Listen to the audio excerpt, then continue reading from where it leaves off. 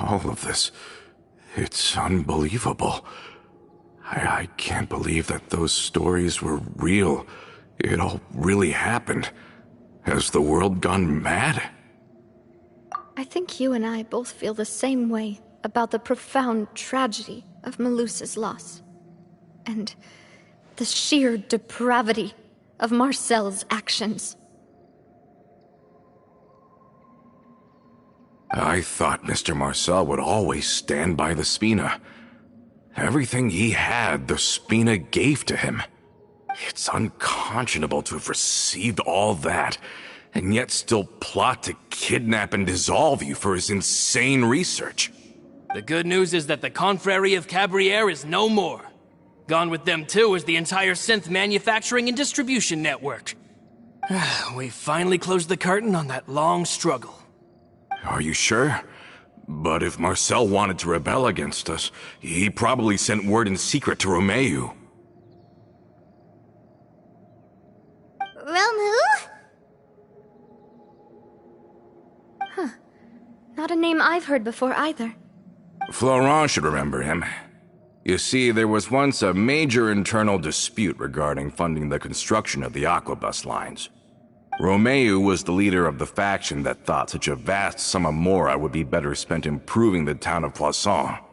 But Mr. Callis believed that an opportunity to collaborate with the Court of Fontaine and the Fontaine Research Institute was hard to come by, and would allow us to build many valuable relationships. Not only would the Aquabus be a good business investment, it would also boost our reputation among the general populace, eventually paying us massive dividends down the line. But the two couldn't come to an agreement. Romeu ended up taking a lot of people with him when he left Spino di Rosula altogether, and the split was on extremely bad terms. Ugh. And with Papa's stubbornness, I can definitely imagine how it must have gone down. And of course, when he was suffering the slings and arrows of outrageous injustice, those relationships that he spent a fortune to build didn't help in the least. Yeah. You could say it was the price he paid for sticking to his beliefs. Oh, that's a good point.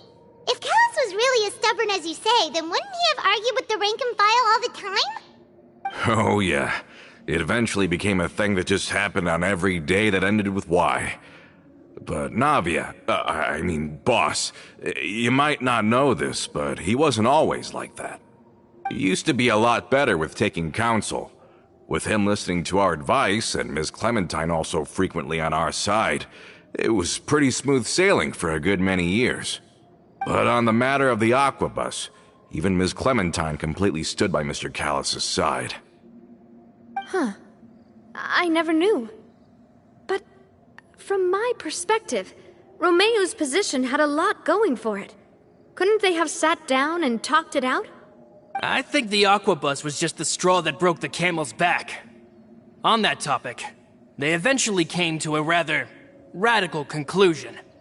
They believed that Miss Clementine lost her ability to serve as an impartial mediator when she became pregnant with Callus's child. So, they thought she had betrayed them? But that doesn't make any sense. Before she was their mediator, my mother was also her own person, and a member of the Spina. She should have the right to take any side she wished. Yeah, but to them, even taking a side was betrayal enough. They felt like their voices could no longer be heard once their sole mediator had gone over to the other side. Of course, Ms. Clementine then passed away, and Mr. Callus began to regard the completion of the Aquabus project as her final wish. With that, the last hope of reconciliation was gone. So that's what happened. From that point on, Romeu and his people cut ties with the Spina, and never gave us any kind of professional or personal courtesy ever again. Perhaps they've regarded us as enemies ever since they left. But even so, there is still no proof that they ever acted in concert with Marcel. I've also heard that they aren't in a good financial position, so they've been lying low for a while. But as long as they exist, they'll continue to be a threat. I think Coulter's got a point. Both Marcel and Romeu had my father in their sights for a very long time. Even though Marcel's faction has been dissolved, we still don't know anything about Romeu's whereabouts. If they're still trying to get revenge on us, with how distracted and vulnerable we are, now would be the best time. Good thinking, boss. We should keep an eye on them at all times. I'll let my men know right away. Thank you for that, Florent. And Coulter, thank you for telling me about this as well. Don't worry, it's nothing. Do you have a moment right now? How about we go out for a walk? I've heard so many incredulous things today. I'm finding it a bit hard to calm down even now. I mean, to think that I'll just never see them again. In that case, why don't we go back to the court? I can pick up Adele's uniform while we're there as well. It'll save Laurent's guys a trip. Want to come with me again, you two? You don't mind, do you, Coulter? Of course. That's fine by me. Then let's go! Paimon feels like a lot's hinging on this visit.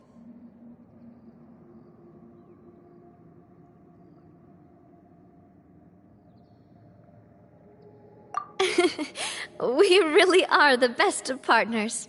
Come on, let's go.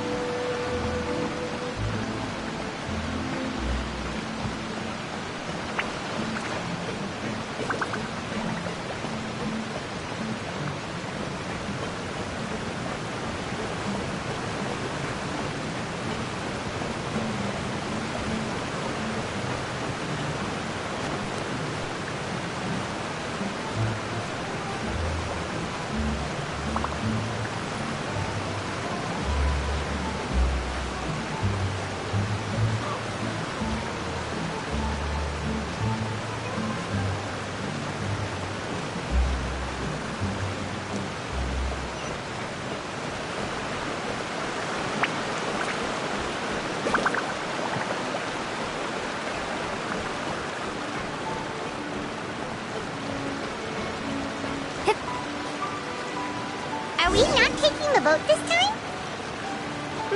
It's nice to walk from time to time, isn't it? Think of it as something like a hiking trip. Once we're there, we can stay a few days before we return. Sounds good. I haven't walked this road in a long time.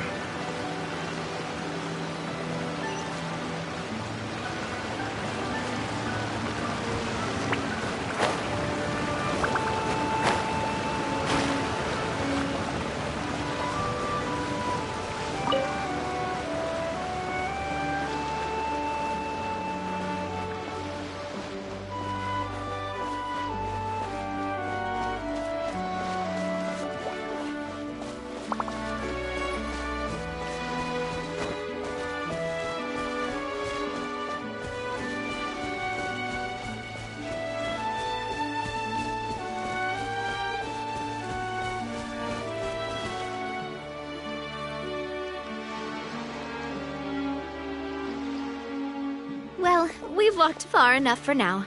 Let's take a break. Since we're out for a walk, we shouldn't stress too much about the destination. I've grown old, so I'm not as fit as before. It's a good thing that at least my work down in the fortress was quite the workout. Well, Paimon thinks you're doing great. We didn't have to slow down for you at all. Back in the days before the aquabus lines were built, we often had to hike north with our goods, then catch a boat to the court. Malus and I must have traveled this way hundreds of times. When we were tired, we would lay down for a while on the grass, and when we were hungry, we'd catch a fish or two. The Spina was still on the rise back then. Mr. Callus was generous, and everyone had the chance to strike it rich, so of course we all worked really hard. And now, in the blink of an eye, the aquabus lines have been built, and this road has fallen into disuse. Oh, I know. I was just being a little nostalgic. Then let's stay here a bit longer. Anyone want snacks? Oh, is this another chance to try some of Navia's macarons? Paimon's been dreaming of them. Yep, I figured you wouldn't say no to a few more. Oh, wait. Let me check if I have all the ingredients. Malus and Silver used to take care of tasks like this. Okay, the stove's looking good.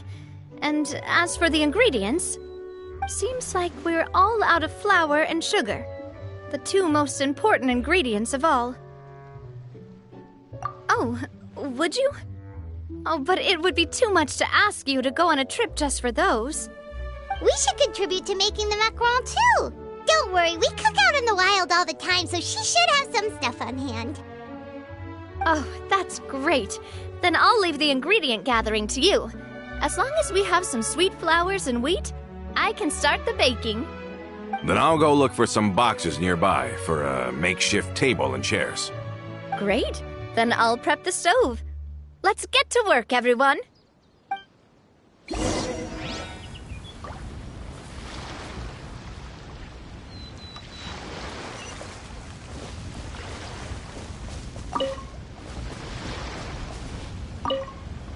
Ah, how did it go?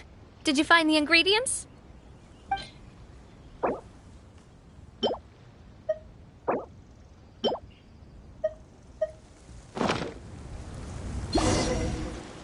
You've all done your part. Just leave the rest to me. Whoa, these macarons look and taste magnificent! Your cooking is as good as ever, Navia. Boss's baking skills have always been famous. Everyone in the Spina knows how exceptionally talented she is. Oh, it's just a hobby. There's no need to praise me for it like that. Have you two seriously never considered joining us? You're so close to the boss, and she obviously trusts you with all her heart, so...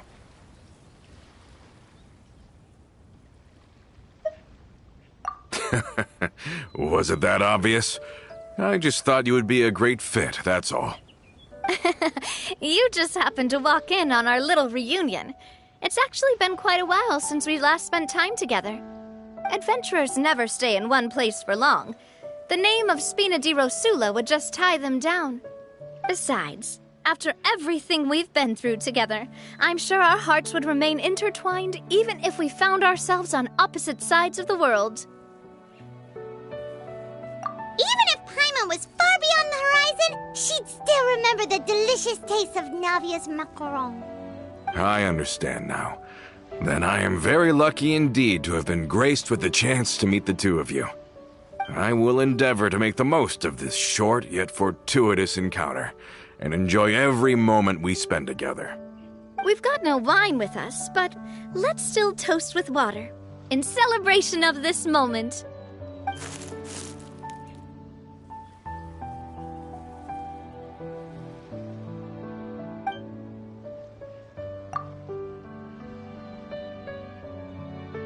Cheers! Hey, what are you doing? Quick, join in on the toast! May your travels go smoothly, may the Spina continue to grow, and may our friendship last until the end of time. All set? Let's move out then. I asked some old acquaintances in town to make Adele's uniform, so we should be able to pick it up right away.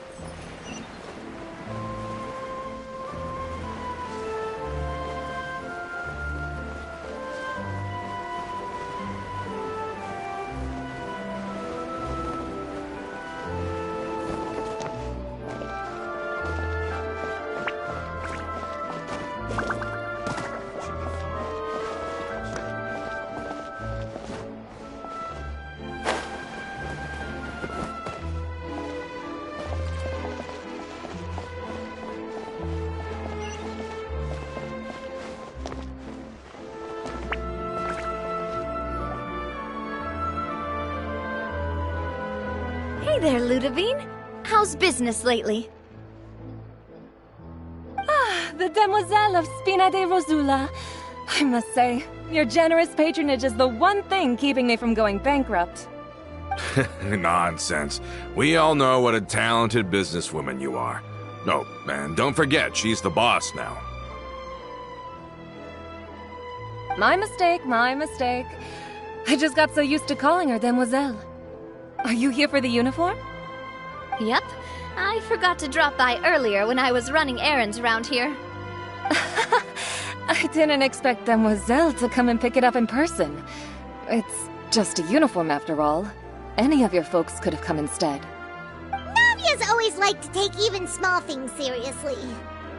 Hey, that's not the only reason I'm here. We mostly just needed a walk to clear our heads.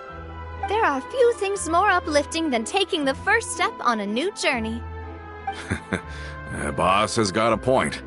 Going on a trip with friends is always better than staying cooped up at home. Very well. Please, wait here while I retrieve the uniform for you.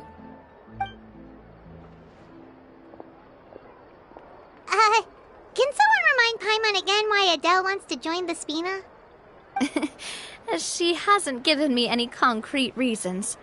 All she says is that she really looks up to me. After we cleared her father's name, she became a lot more cheerful and outgoing. It's probably because she now knows for sure that her father was never a bad person. She said she used to be terrified of Papa, so as a result, she found all the rest of the Spina super scary as well. But the Spina is very different now. She mustered up the courage to talk to me, and felt like I could really understand her. Yeah, you could say that. By uncovering the truth about the case, I was able to give her closure at the same time. She said that she wanted to become someone like me. Someone who could lend a hand to others, instead of standing still and waiting for others to help her. From the sound of it, she'll be a wonderful addition to the Spina. I think so too. But for now, let's focus on giving her a great atmosphere to grow and thrive. She can commit to us once she's older, and can really make that decision for herself.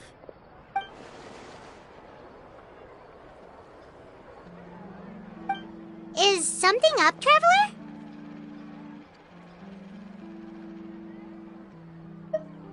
Huh? Tailing? Oh, Paimon's coming. I'll go check it out too. Coulter, please hold on to this for me. All right. Paimon saw them too! They headed up! Stop right there!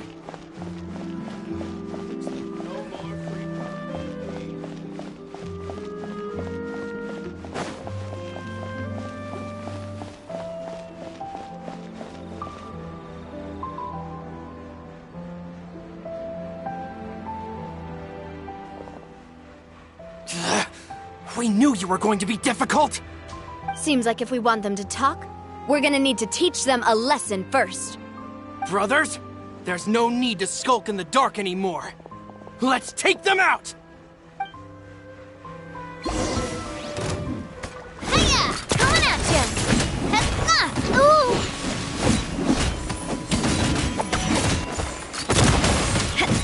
Ha-ha! Yeah! Cha! Ha-ha!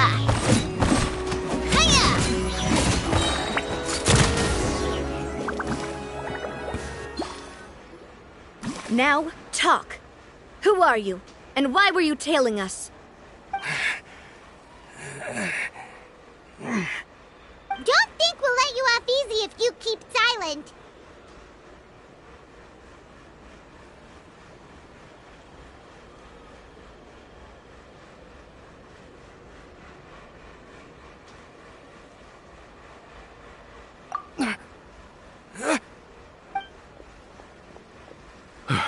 How did it go, boss? Are any of you hurt? If you thought they stood any chance against us, you were sorely mistaken. Anyway, stop playing tough and start talking. There won't be any room for negotiation once the Maison Gardiennage gets involved. We're looking to get vengeance on Spina di Rosula. We were discovered, and can't beat you in a fight. We admit it. We lost. Get revenge? Wait, you're not Romeu's followers, are you? You actually know that name? But if you do, then surely you should understand why we hate you so much! Indeed. You haven't got the faintest hope of winning right now. We were out drinking when we saw Navia. We got so angry we decided to follow you guys and look for an opportunity to really mess up your day. Too bad you guys messed up ours first. Huh?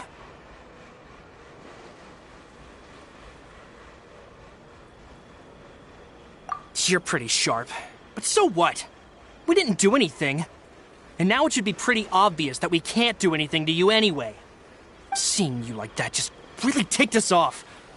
And we let the drink go to our heads. Listen, Callus is long dead. No matter what happened in the past, I want to be able to start things anew. I am the current president of Spina di Rosula.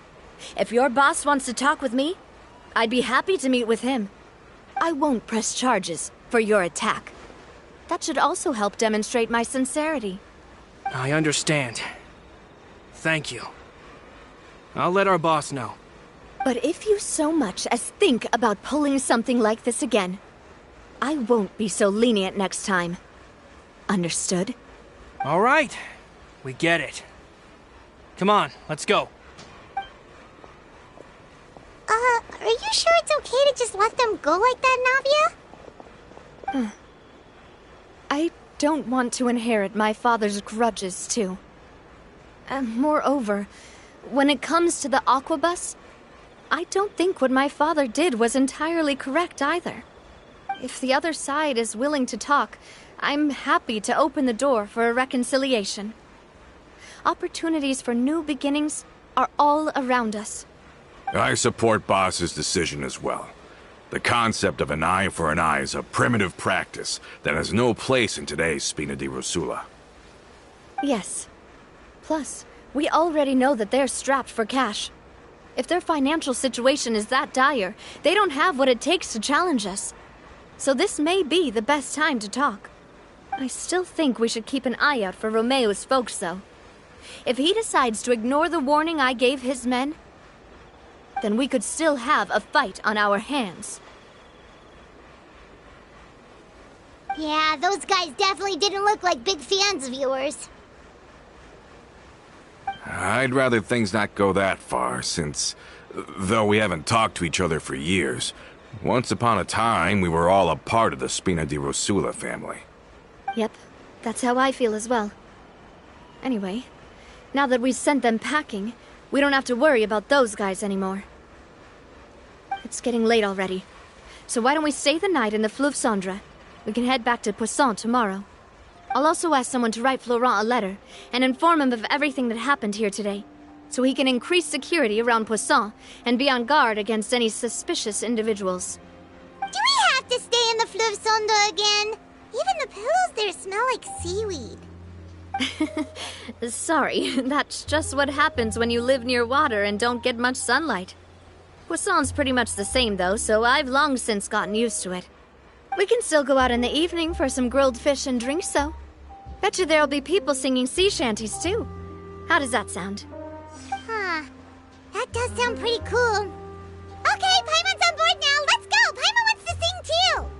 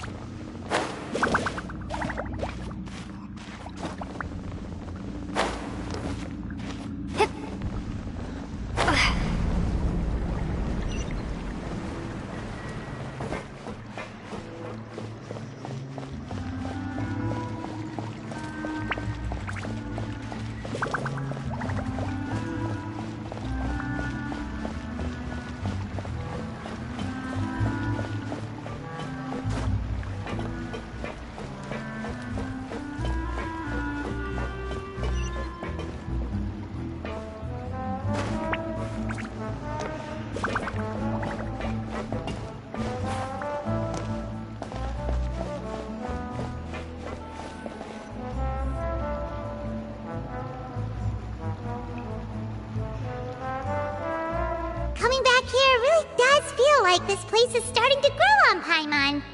If you think about it, it would be kind of weird if the Spina's base at the court was some super luxurious building like the Palais Mermonia. Totally. Right on the money, Paimon. Although, of course, with the continued growth of the Spina, Papa wanted Poisson to eventually grow into a metropolis, not unlike the court. He was a very ambitious man, who rarely looked behind or beneath him. For better or worse, that always made him stand out from the crowd. And that's also why people hated him just as much as they loved him. All right. Why don't you go wait for me at the restaurant? I'll go do some prep, and I'll get someone to tidy up your room while I'm at it. You can use the same room as last time. You still remember the room number, yeah? Yep. Kinda hard to forget when there are only so many rooms here after all. Oh, did I just hear someone taking a dig at Fleuve Cendre? I'll tell my guys to stuff your pillows full of actual seaweed right now. Oh, Paimon, sorry! Please have mercy, Navia. If you do that, then Paimon really won't be able to sleep at all. I was just kidding. Be on your way now. I guess I'm finally on the right path.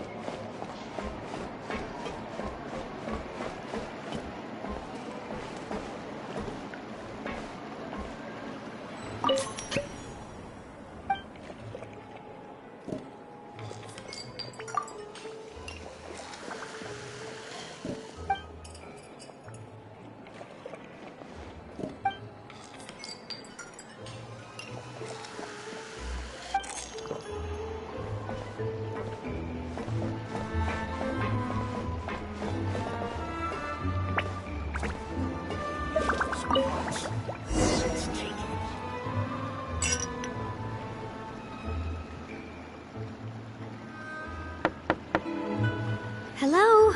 Are you asleep yet?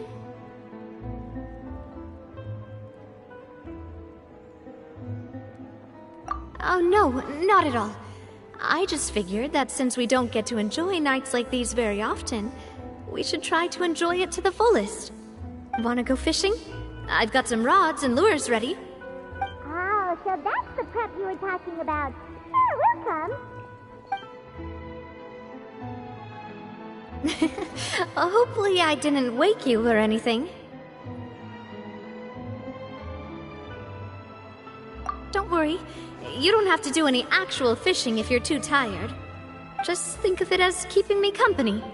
How does that sound? Okay, let's go. To the fishing spot.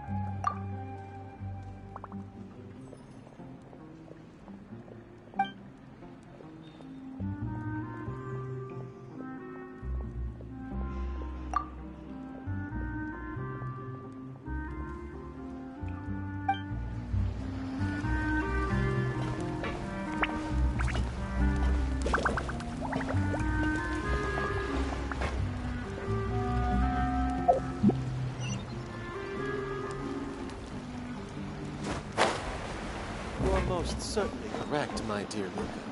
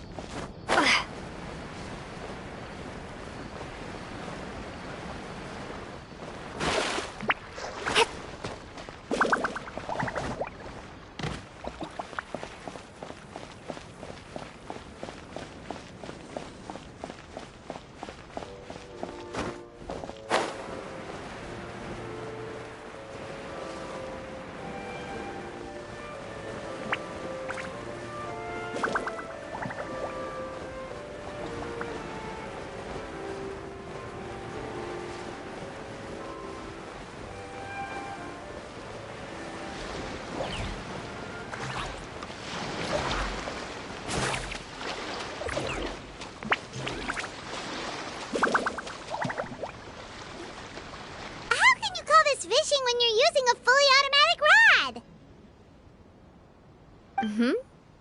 What's the problem? Lots of people in Poisson use rods like these. But shouldn't fishing be all about, attentively watching the float and then excitedly reeling in the catch when you finally hook something? Well, that's one way to enjoy fishing. What do you think, Traveler?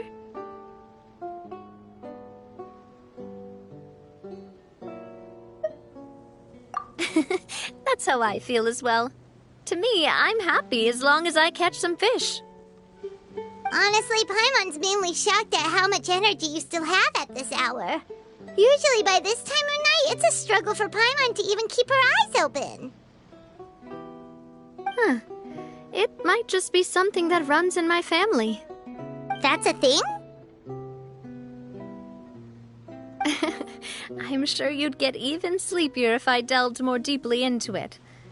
Anyway, I was just thinking about how grateful I am to my mother, as well as the rest of the Spina. My father always had a lot of unrealistic expectations for me.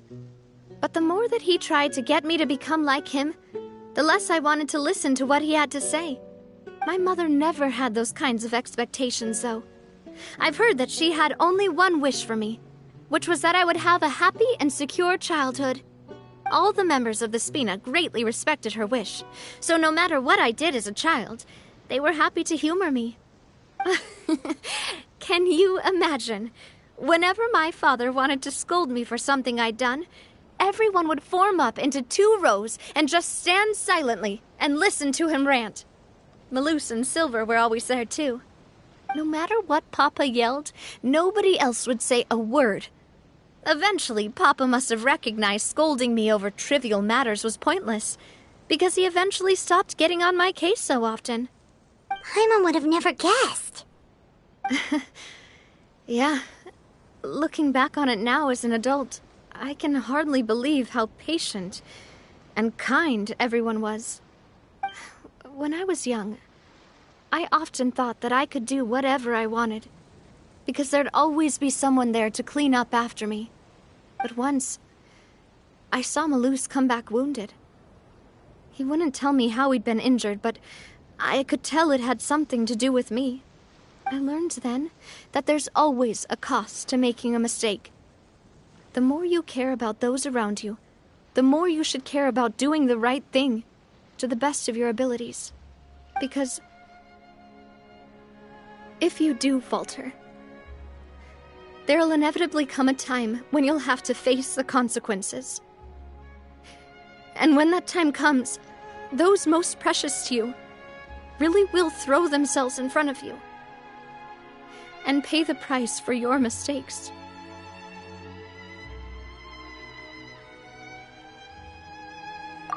Sorry. I shouldn't have brought that up. I wasn't planning to talk about sad things tonight. Basically, I was just saying that the nurturing atmosphere of the Spina must have been my mother's legacy, rather than my father's. And if that's the only way that I can continue to feel her love, then I'd like to pass that warmth on. Is that why you let those guys go today? Mm-hmm.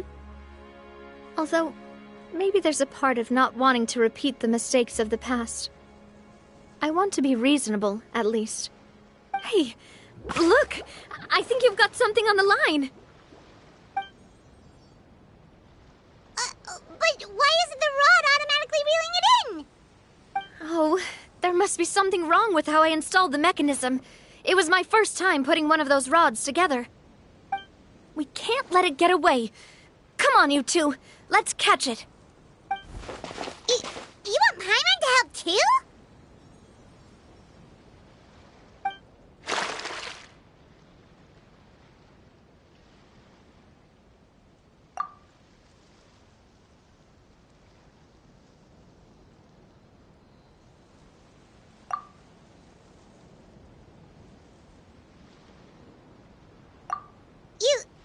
You didn't attach a hook to your line? Stop wasting time! The boss ain't gonna wait all day. We'll go ahead with the operation tomorrow. Do with that information as you wish.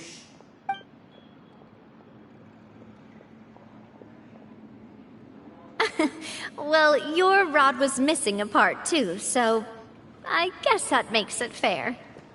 Well, if we're just talking about the number of missing parts, sure. Oh, never mind. Paimon really can't keep her eyes open anymore. All right, go to bed. I had a great time today.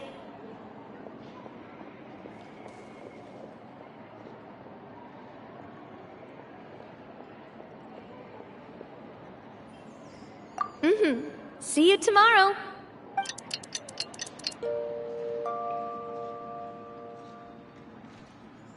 So how was last night? Did you get a good night's sleep? Paimon dreamt that she danced with the sea stars, so you could say it was stellar. Get it? Huh.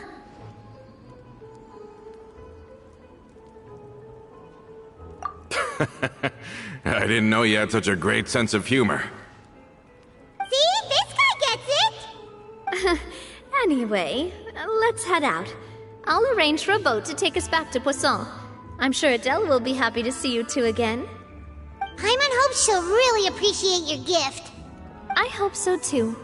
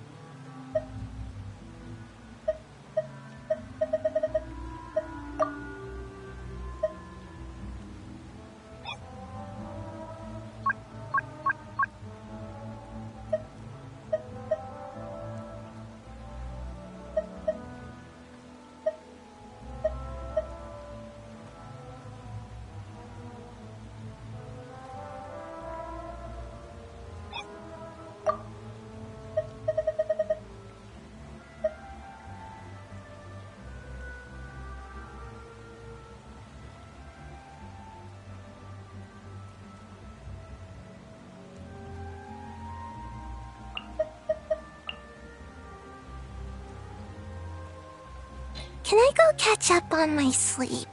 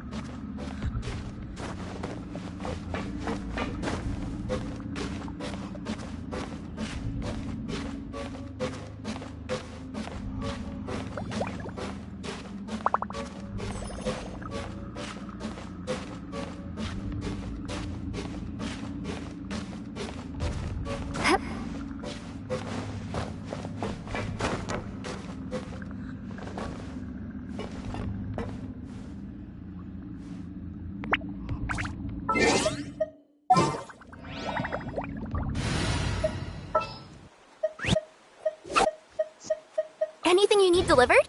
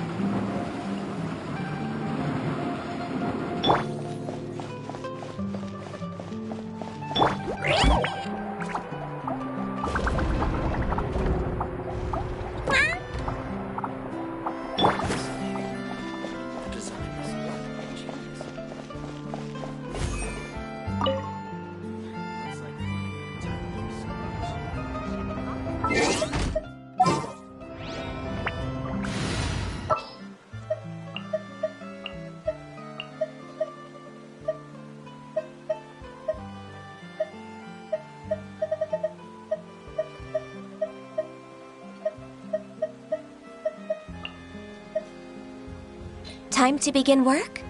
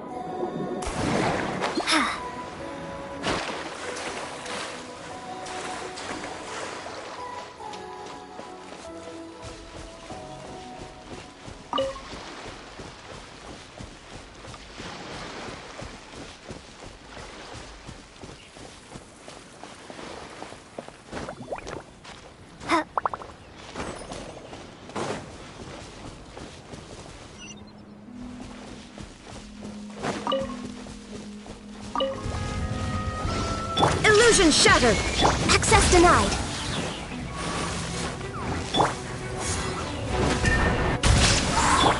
Torn to oblivion!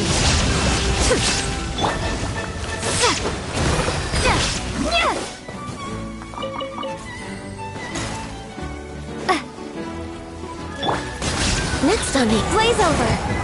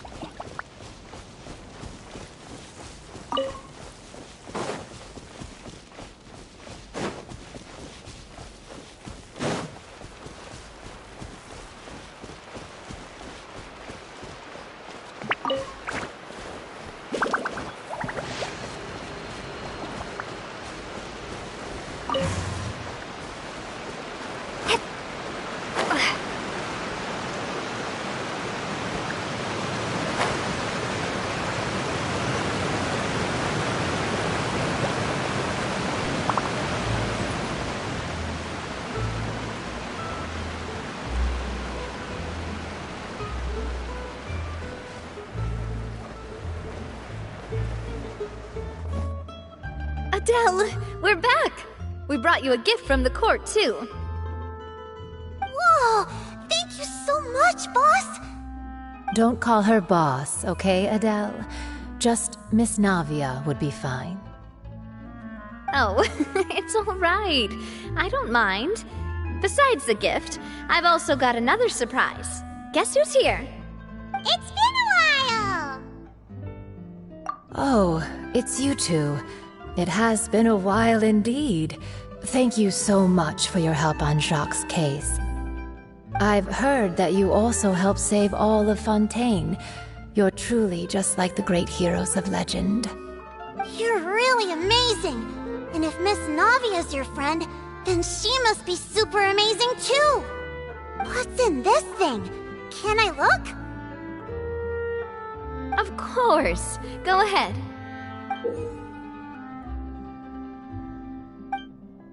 Oh, it's a Spina di Rosula uniform! Is it for me? But isn't it a bit big? Well, it's a gift for future you. When you first told me that you were interested in joining the Spina, I was overjoyed. But it's the Spina's responsibility to protect everyone as well. Being a member means becoming involved in all kinds of dangerous situations.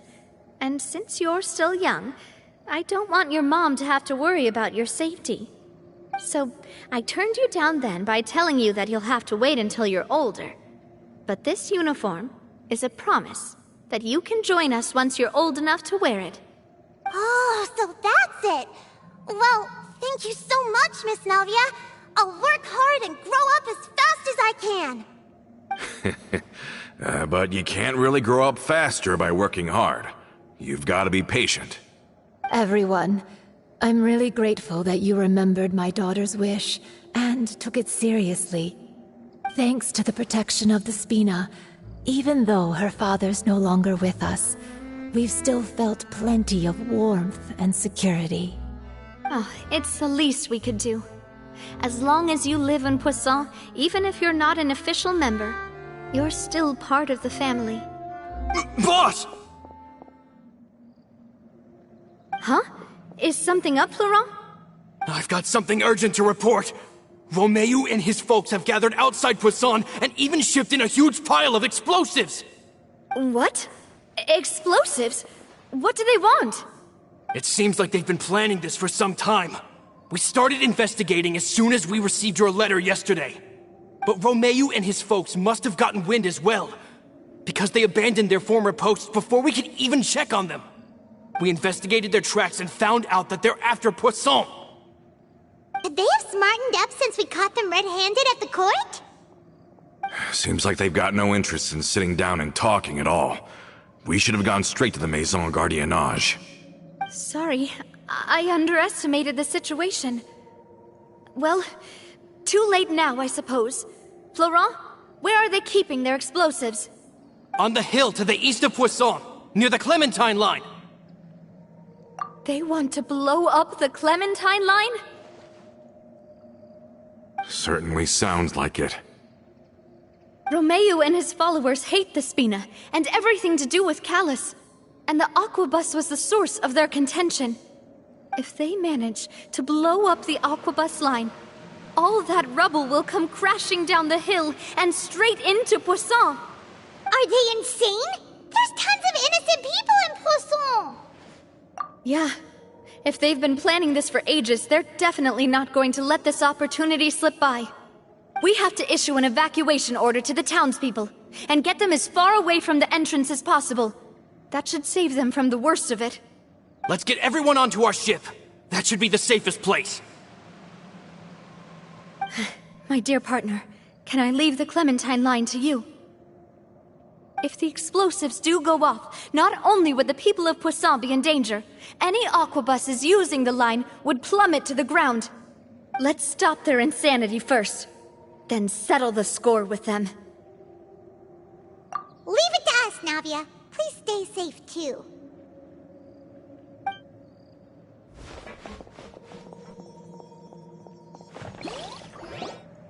Let's go, you two. We've got to act fast.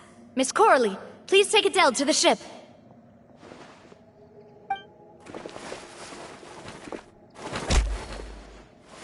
Watch out, boss!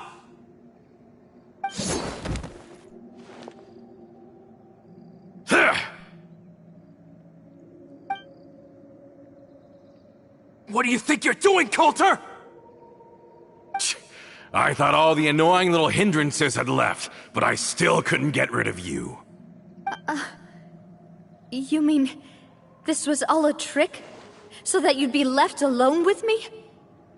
Coulter, are you with Romeo too? Oh. I get it now. You knew about their plans all along.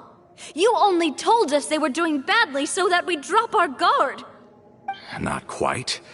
Though I share their positions on some issues, I've never cared for his more radical ideas. And that's because, out of the entire Spina di Rosula, I only hate you. Only you, Navia. You better stick close to me. Romeo promised me that he would leave Poisson alone if I could just take you out. But it was like you were glued at the hip to that pesky traveler. You never gave me a chance to make my move. Romeo has lost his patience. I didn't have to be here today, you know. But I swore that I'd kill you, even if it meant being buried with you in the rubble. Why? Only someone as clueless about the past as you would ask such a foolish question. You never saw the heyday of Spina di Rosula, nor did you ever live through the golden age of Poisson. But I saw it all with my own eyes, and then I had to watch it all die, little by little. And it was all because of you, Navia. Clementine died because of you. Callus died because of you. Malus and Silver died because of you. And so many more dead. Everyone dead, all because of you. So the shock and grief you showed us before, that was in Act 2? Now you're catching on. I heard Malus was dead the moment I got out. Did you know? Down there in that blasted fortress, I spent a long time thinking about what happened, and resolving to apologize to Malus as soon as I got out. Back then, because of that aquabus, we had a huge fallout. I was convinced that all he cared about was loyalty, and that he had completely lost his capacity for critical thinking. The years passed by in a blur after that. I thought I had finally begun to understand him, and that he could help me relive the good old days again. But then he died, and it was because of you again, Navia. It's always because of you. I once loved the Spina and Poisson more than anyone else. But what is left now of either besides death and ruin? You've single-handedly destroyed everything that was beautiful. Everything I've ever loved. Don't listen to him, boss! He's just spouting nonsense! Have you ever considered that maybe the people around you don't actually care about you at all? Have you ever considered that maybe you only get respect because you're Callus and Clementine's child? That you've never done anything worthy? That you're just a big nothing? Have you ever considered that maybe people don't stay in Poisson because of you, but only because they have such beautiful memories of the past before you came? Because if you do falter, there'll inevitably come a time when you'll have to face the consequences. And when that time comes, those most precious to you really will throw themselves in front of you and pay the price for your mistakes. Yeah, looking back on it now as an adult, I can hardly believe how patient and kind everyone was. But is that really why they support me? Is their kindness real? Shut your mouth! I, for one, really like Miss Navia, and my mom loves her too! I don't know how to explain it, but I like her, and that's that!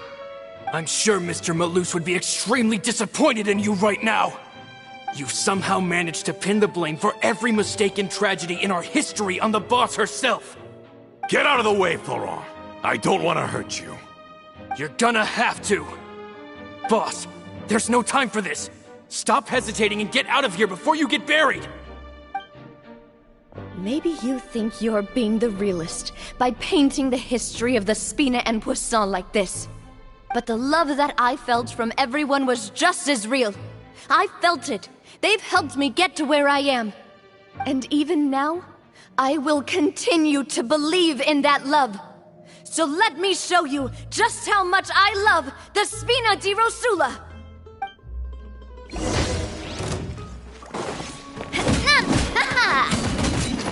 Watch out!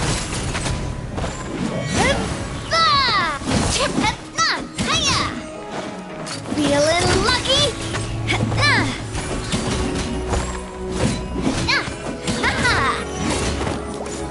Watch out!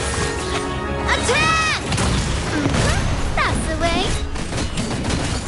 Hey there!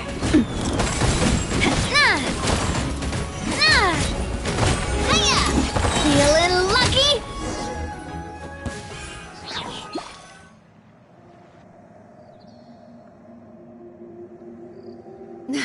Laurent, I'll leave the town to you. Summon the other members and help with the evacuation of the townspeople. If you find any of Coulter's accomplices, subdue them quickly, and don't give them the chance to harm any ordinary civilians. I can't allow my partner to face the danger on the Clementine line alone. Got it, boss. I'm on it! Are you okay, Navia?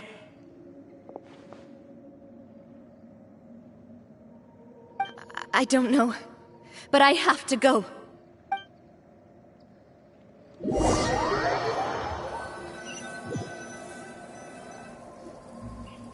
Let's hurry up there! We have to protect the Clementine line! If they're gonna blow up the waterway, they must have planted the explosives next to the support pillars.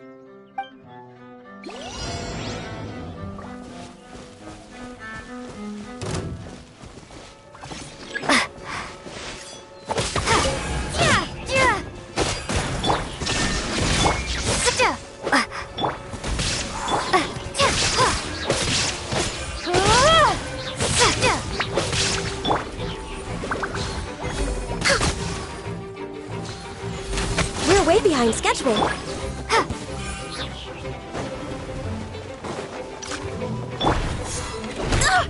Barely a scratch! Shine down! No touching!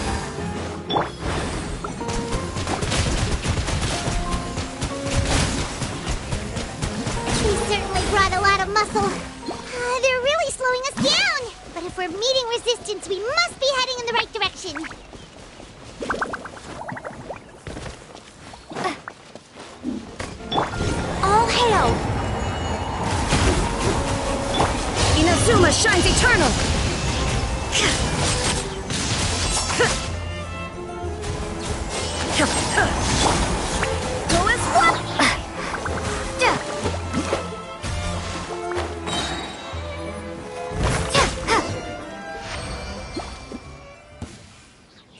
the explosives, right?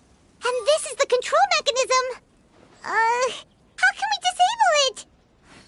Oh, Paimon's too scared to touch any of this stuff. Huh? There's a strangely shaped hole here. What is it for? Oh, that certainly sounds possible. Maybe one of the people we just beat up has the key. Okay, you take this side, Paimon will take the other. Let's see what we can find.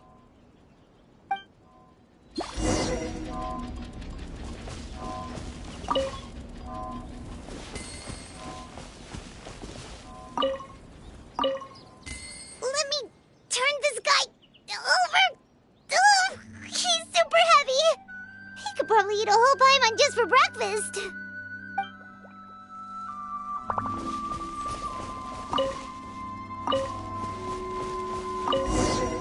Oh, you found it! That's amazing!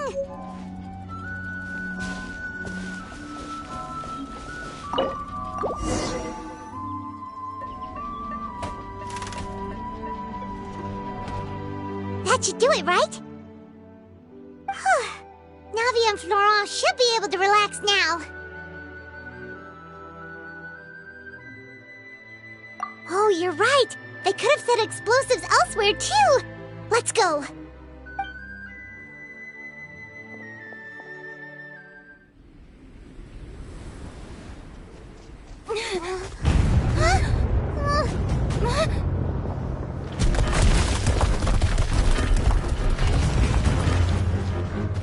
They're gonna bury Pusilla!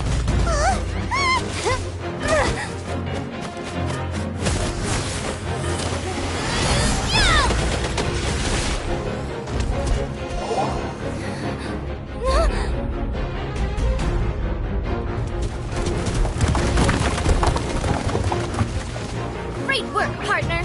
Just leave the rest to me. Watch out, Navia! You can't block them all! Block? I'm doing this the Spina way.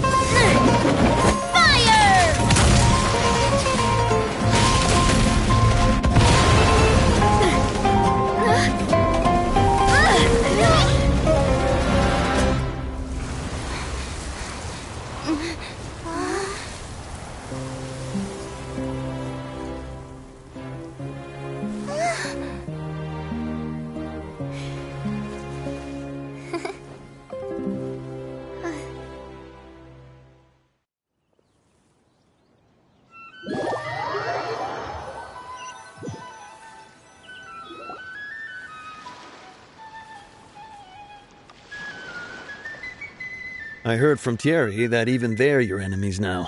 They were once a part of Spina di Rosula. Do you plan to settle this privately with them? I have nothing more to say to them. Regardless of whether their hatred and anger towards me or the Spina was justified, anyone who's willing to endanger innocent civilians is no longer sane enough to even be worth trying to talk to. Please prosecute them in accordance to the law. Spina di Rosula will not raise any objections. Sounds good. We're very appreciative of your help. Without it, the consequences would have been far worse. All right, this operation is a wrap. Take him away. We won, Navia! We saved everyone! And you were so cool! Yeah. Luckily, we were just in time. It's probably because I expended too much elemental energy at once. I'll be fine. Don't worry about me. But you usually glow up whenever other people compliment you. Paimon's not used to seeing you like this.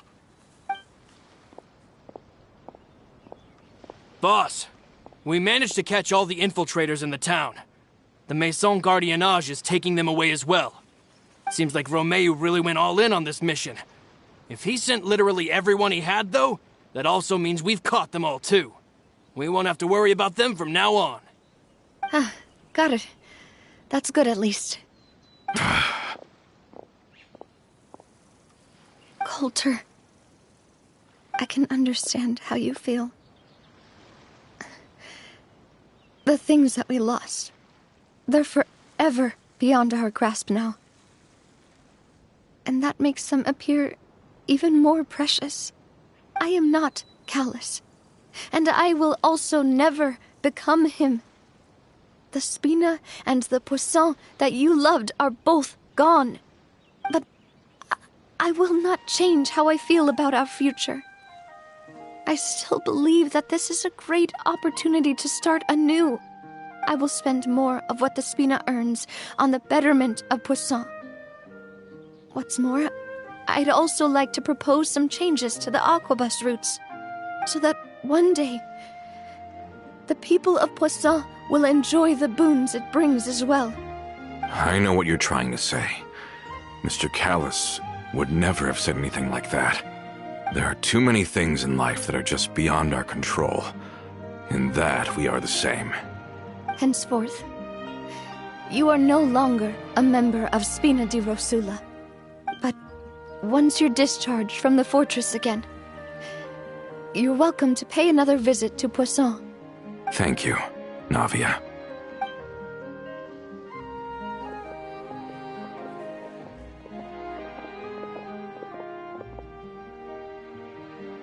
As I thought. Boss really is a kind and gentle person. She is also, I must say, a truly unlucky person. Thank you for protecting the Clementine line. I was actually really scared, you know. I mean, even the Callus line won't be getting rebuilt anytime soon. If I'd lost the Clementine line too, I wouldn't know how to live with myself. A name is a way to etch a memory onto the world. Losing the line that bears her name, that I can see every day, would be like losing my mother all over again. Seeing it still standing there, tall and proud, it makes me really happy. What happened while we were gone? Honestly, you look more upset than tired or anything. Just give her some time.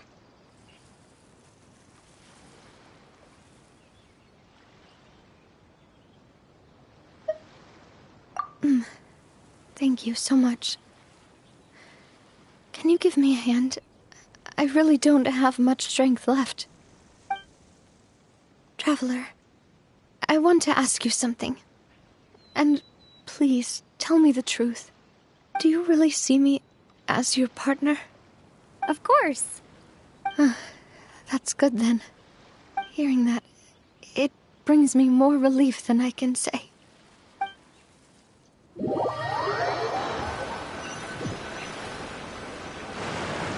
How do you feel, Navia? Any better after taking a break? I feel quite a bit better. But I should probably still rest for a few more days. Sorry, partner. I said some weird things earlier. Feel free to just ignore me.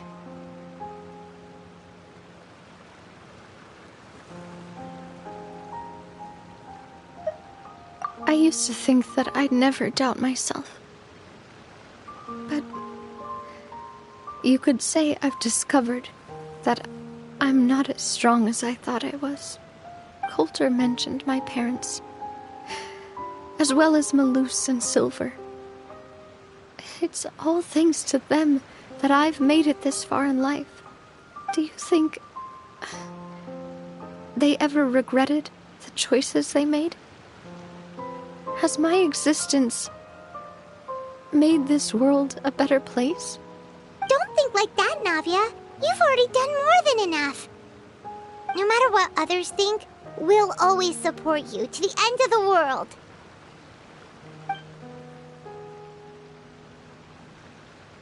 Well, since it's ended up like this, I suppose it's time for me to make a confession as well. There's something that I've been keeping from you as well, boss. Please, follow me. Everything is already prepared. Florent, I hope you can understand that I can't deal with any more shocking revelations right now. Don't worry. This surprise will be a pleasant one.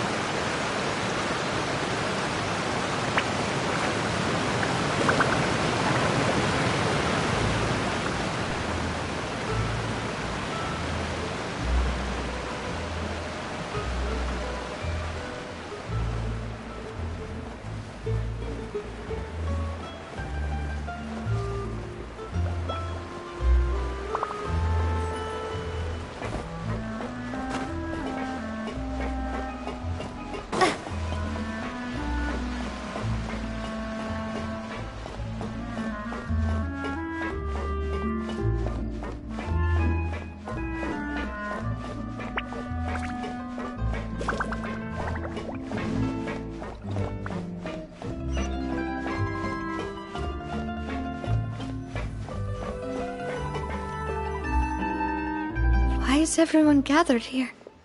And what's this? This was supposed to be a gift to you from everyone in the town. We were originally planning to show it to you once it was finished, but special times call for special measures. I've never seen you look so defeated before, so I've decided to show you the designs before the final product was done. Do I really look that bad? Well, if you're ready, I'll unveil the present.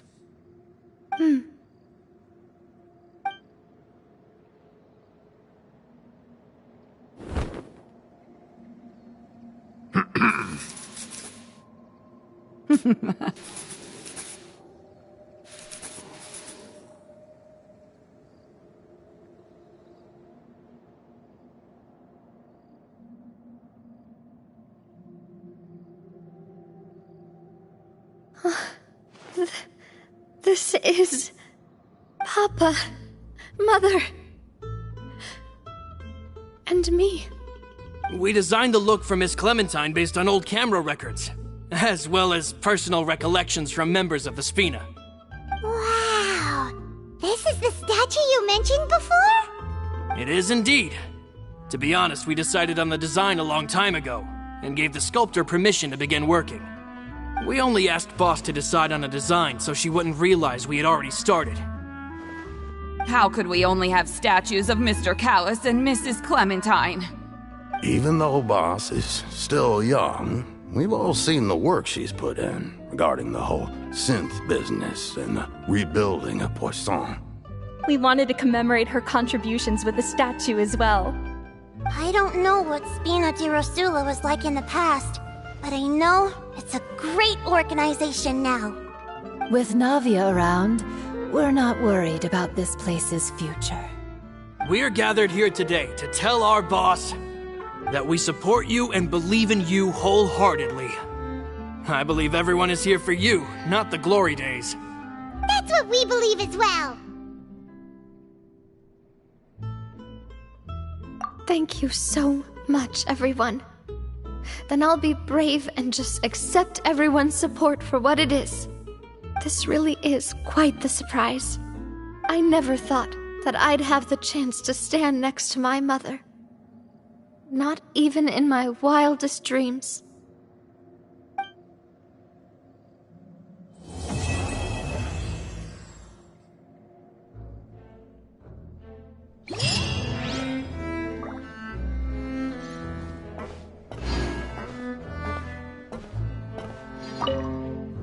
It seems like I started to question myself a bit too much. I'll pick myself up again and become a more reliable president for all of you. Looking back on it, I'm honestly embarrassed by how I acted earlier.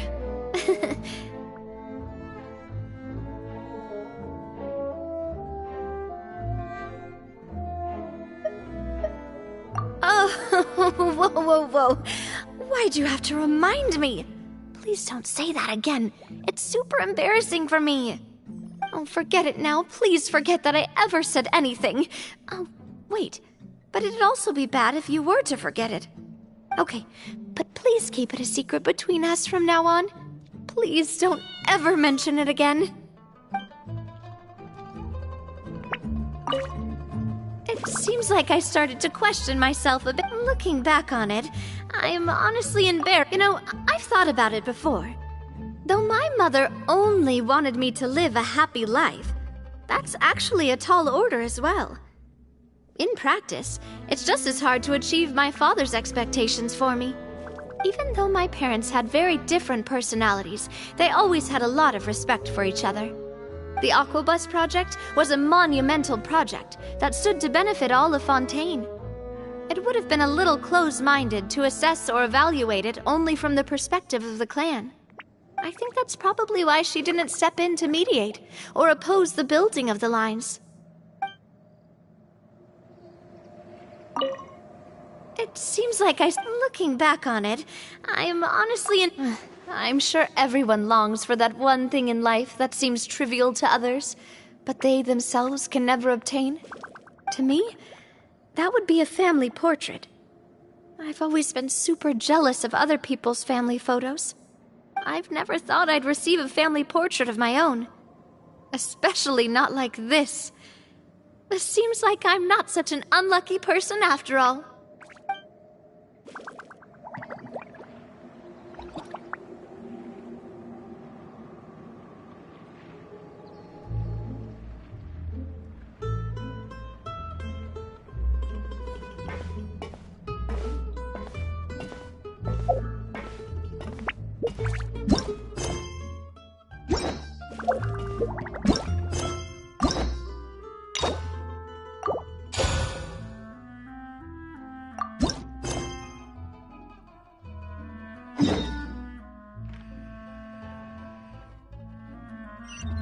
We've been to so many places lately.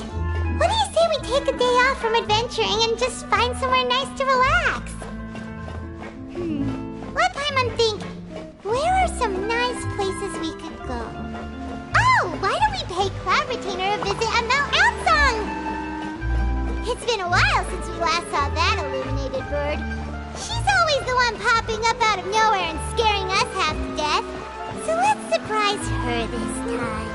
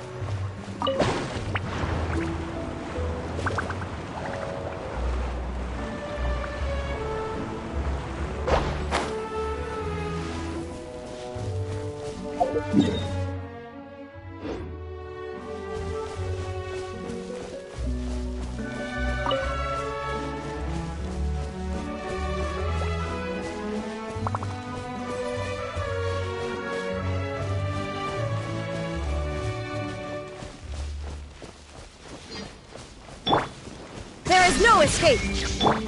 I've been accept enough! Get! Go!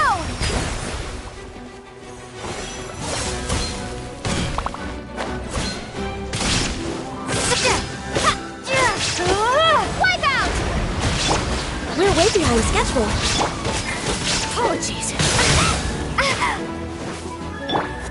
Please wait to secure me. This is long overdue. Torn to oblivion!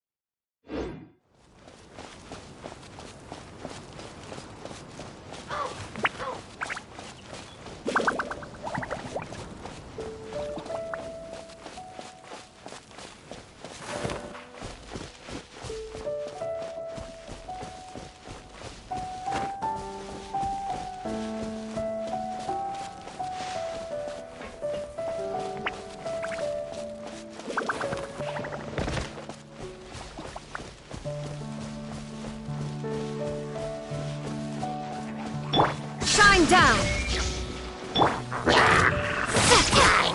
No touching!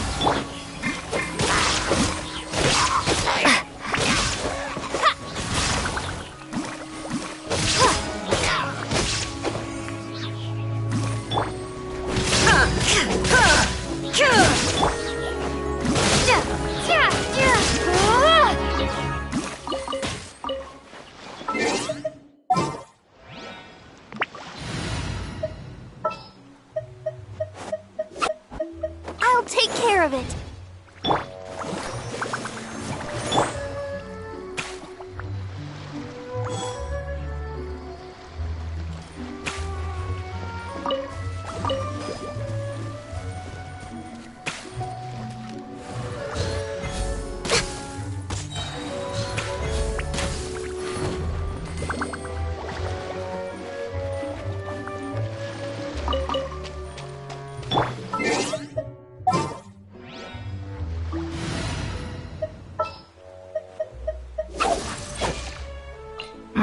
Don't tell me they did it again.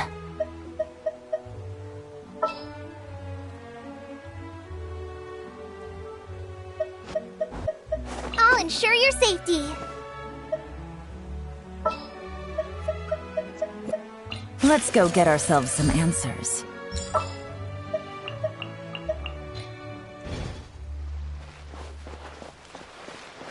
Stand with me!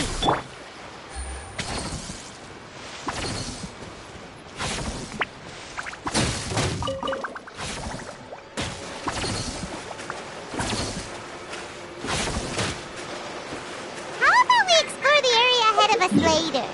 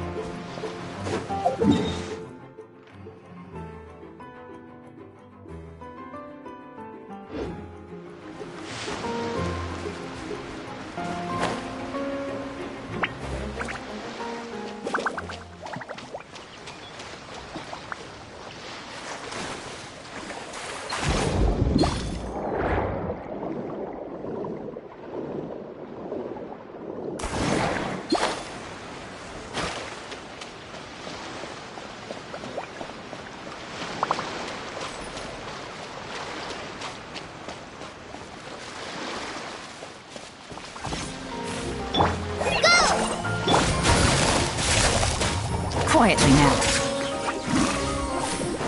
Price this on for size! Out of my way!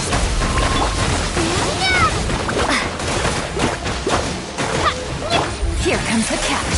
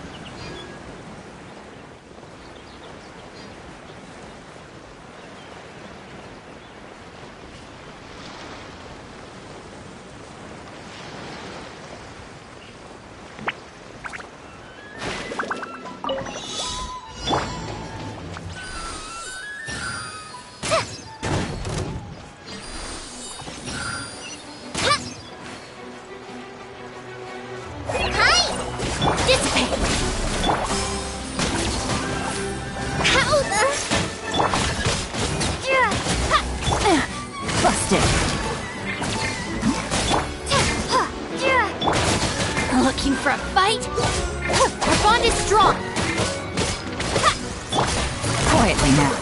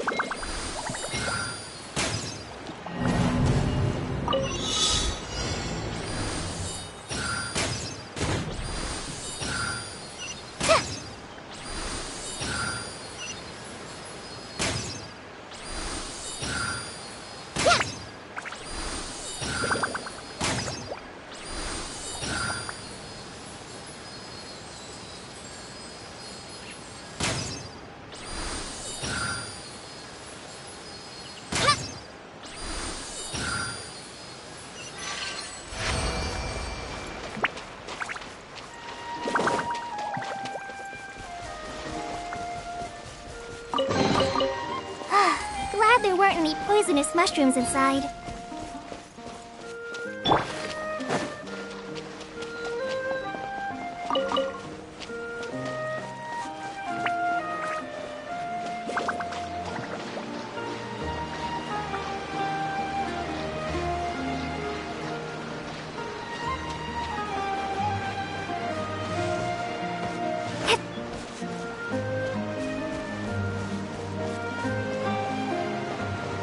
How about we explore the area ahead of us later?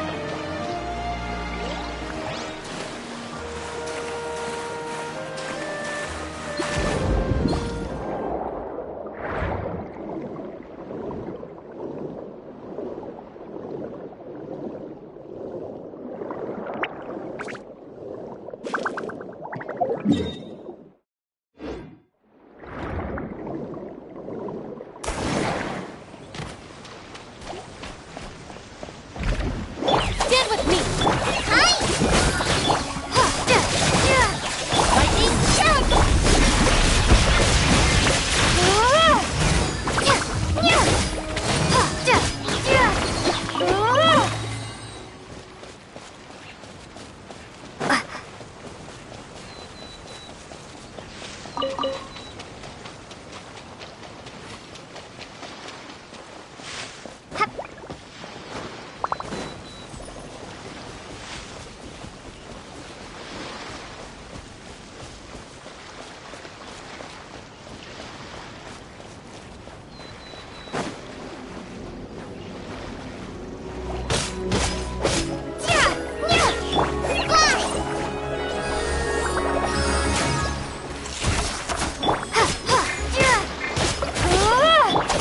Top break!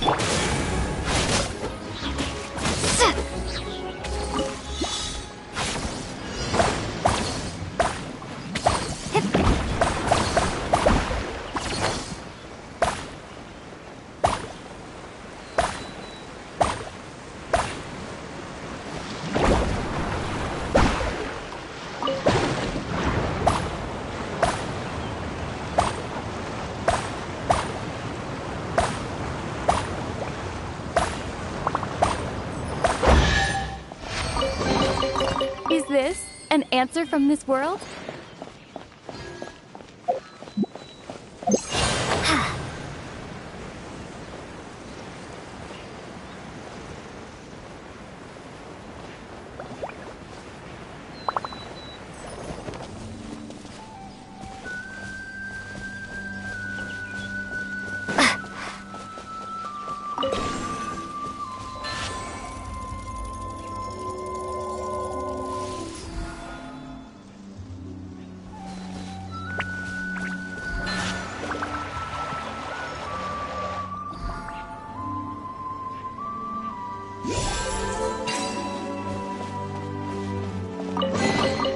I'll keep this close.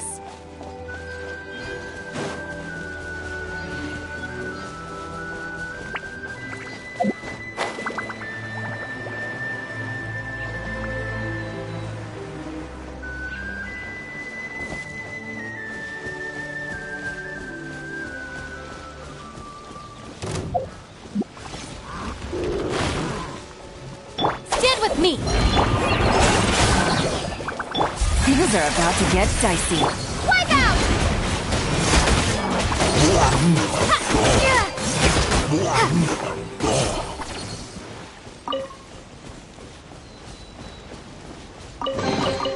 A reward on the road.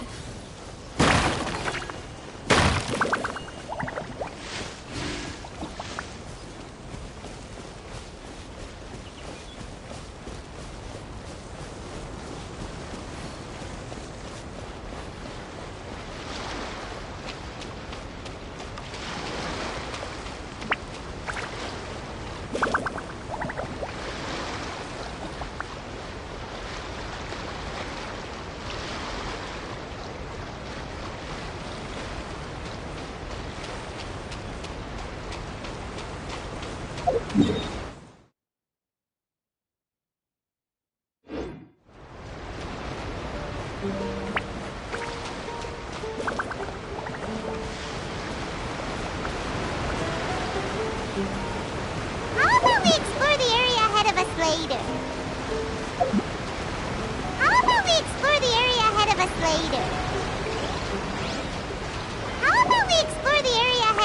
later.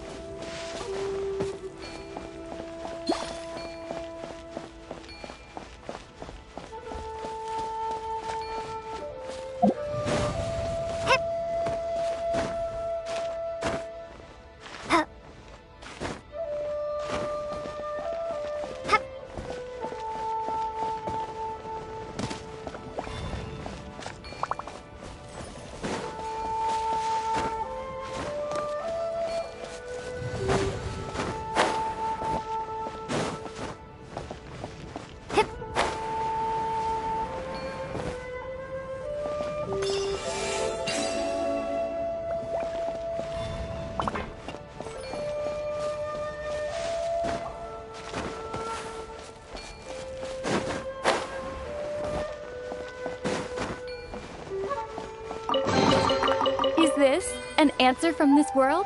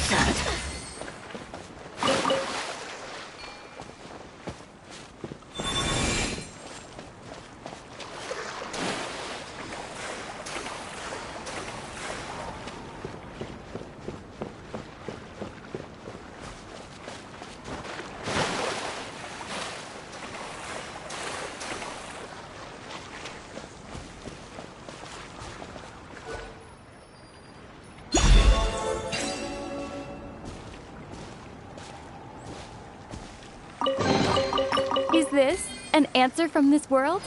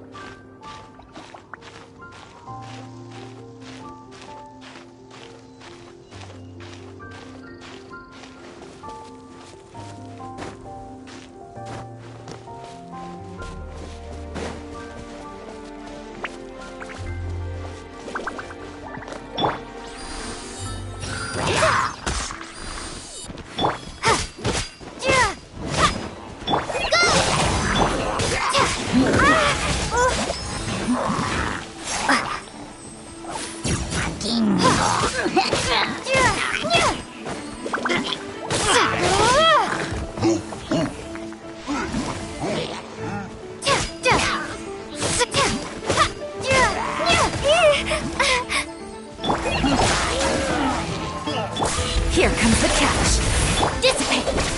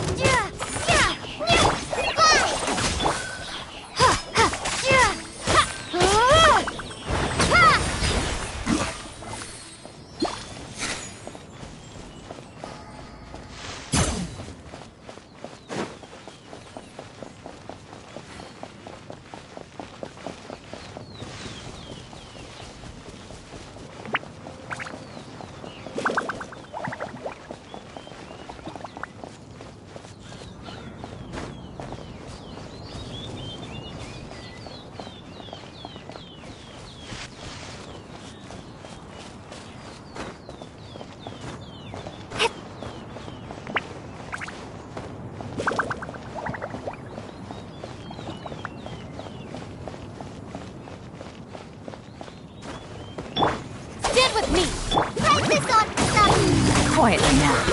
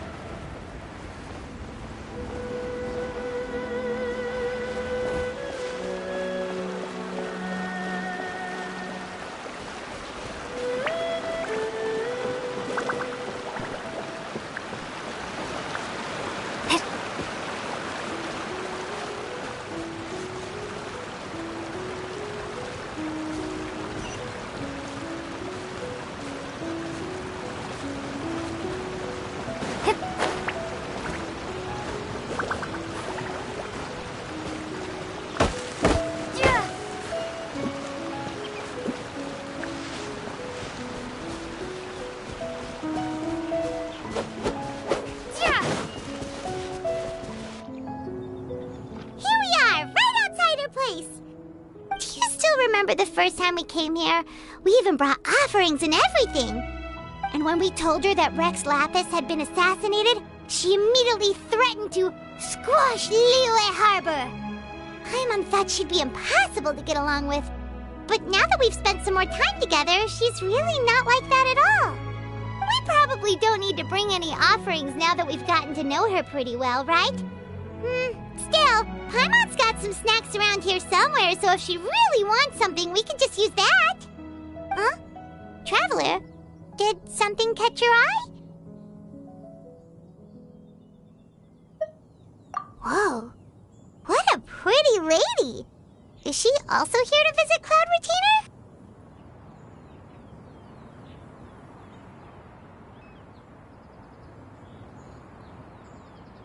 Yeah, you're right. All it takes is one look and you can tell she's someone special. As expected of that bird lady, really. She must have a whole bunch of Adepti friends from all over the country. Okay, but if we're both friends of Cloud Retainer, then we're basically friends by association, right? Want to go up to her and say hello? Helping you make more connections is a part of Paimon's job as your reliable guide. Paimon's got this.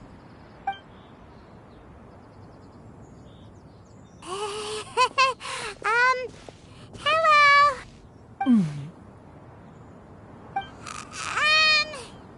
Paimon is Paimon! And this is the Traveler.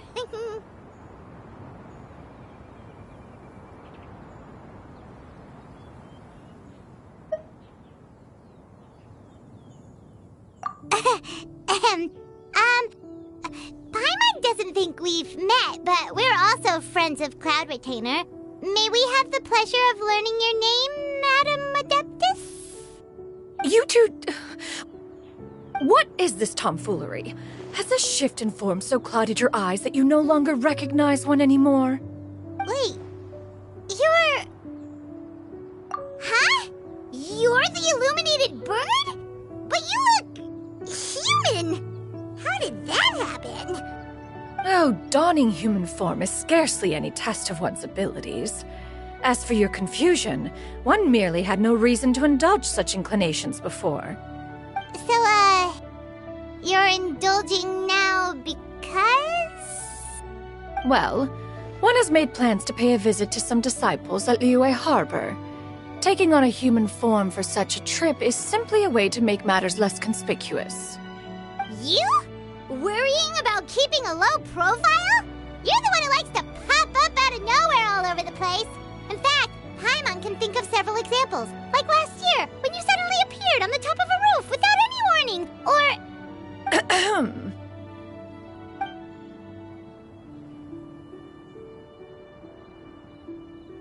Hey, didn't we agree not to bring that up unless she asked?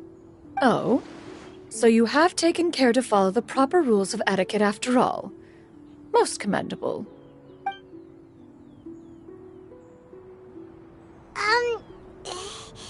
Well, this is all Paimon's got. You don't mind, right? One has never found oneself lacking in basic comforts. On the contrary, it is the gesture that one values above all else. So long as you've shown proper respect and consideration, the quantity or quality of the gift is but a trivial matter. That kinda makes Paimon feel a little guilty for trying to keep them for herself. Anyway, where were we before you reminded Paimon about the gifts? Ah, right. So by disciples, you must mean Ganyu and Shenhe. It's also been a while since we last saw them. Maybe we can come too.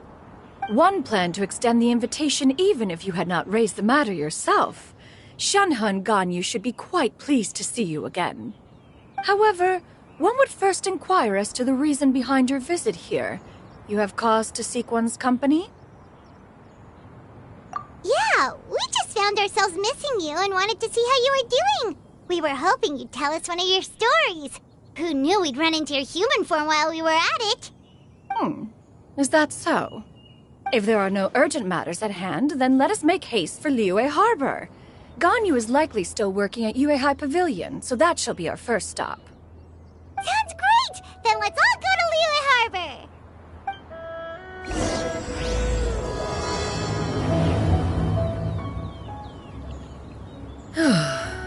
Ganyu has been quite busy with work as of late. One can count on one talon the number of times she returns to Mount Outsong each year. Shenoha has also secured employment recently. In her correspondence with me, she wrote that she shall have no need to return for the foreseeable future. Did they think one was so easily mollified? One shall investigate everything with one's own eyes and decide for oneself if their living conditions are satisfactory.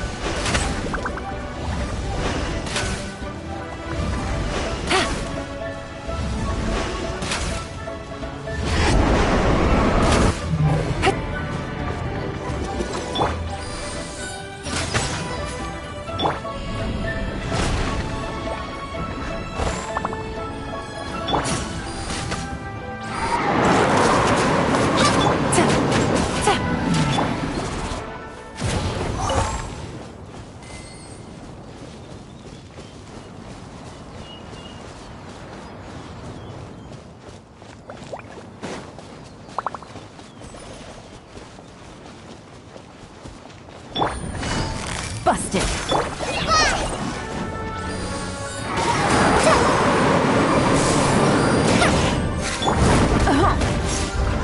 Game's up. Fun's over.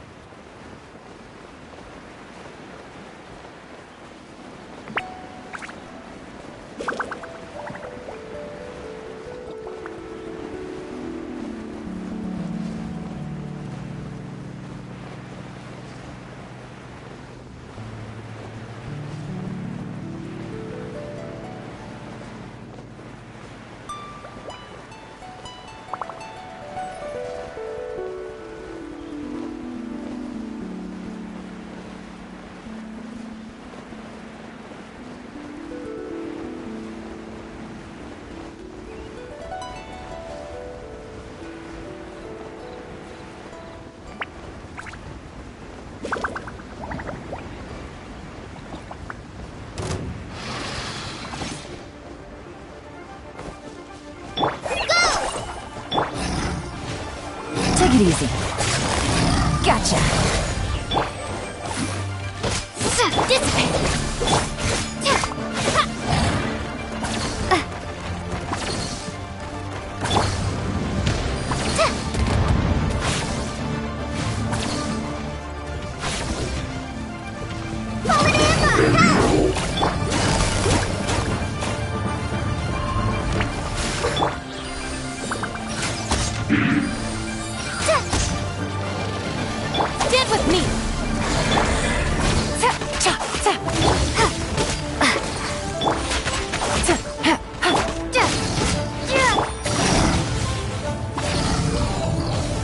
Busted. Hi! Shake! Here comes the catch. Lightning, terrify! Our bond is strong.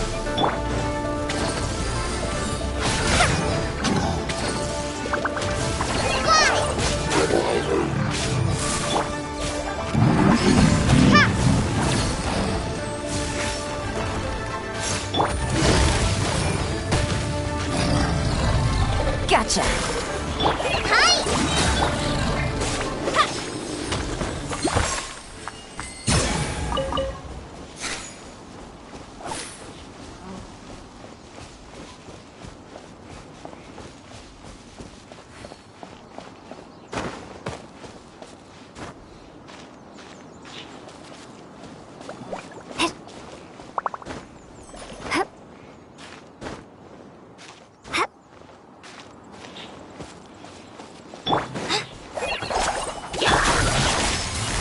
Busted.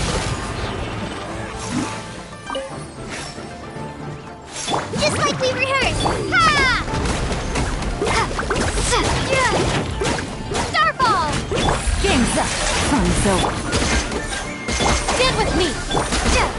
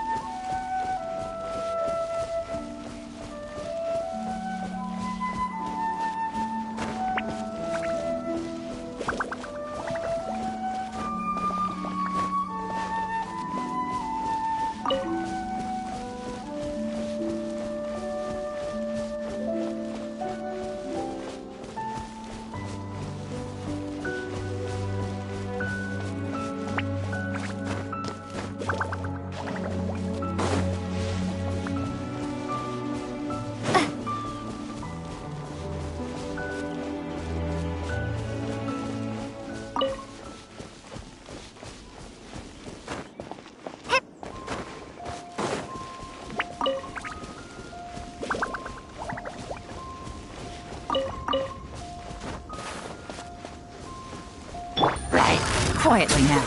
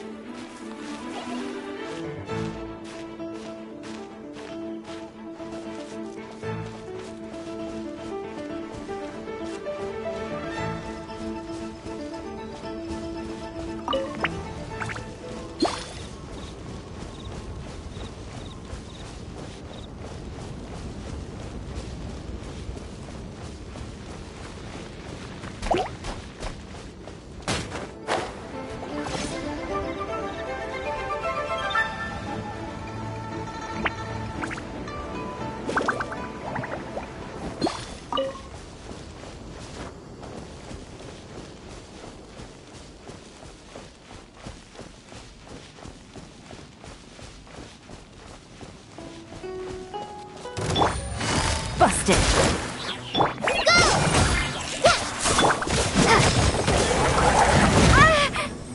Our bond is strong!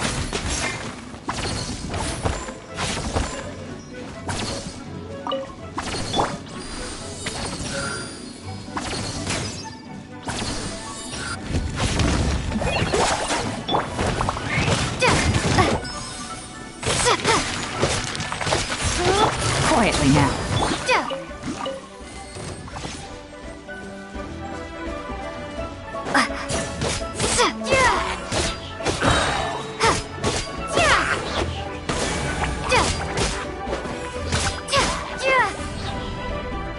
Starfall!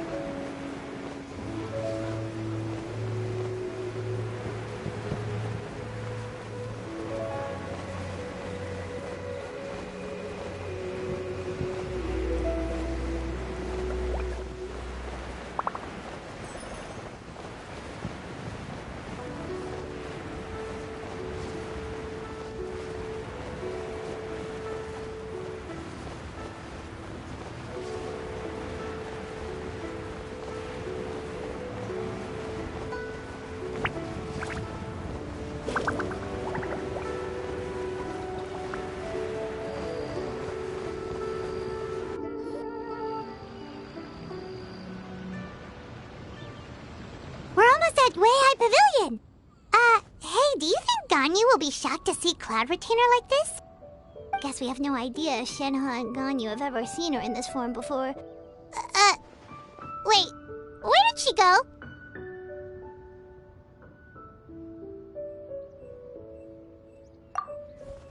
Why are you just standing there, Cloud Retainer?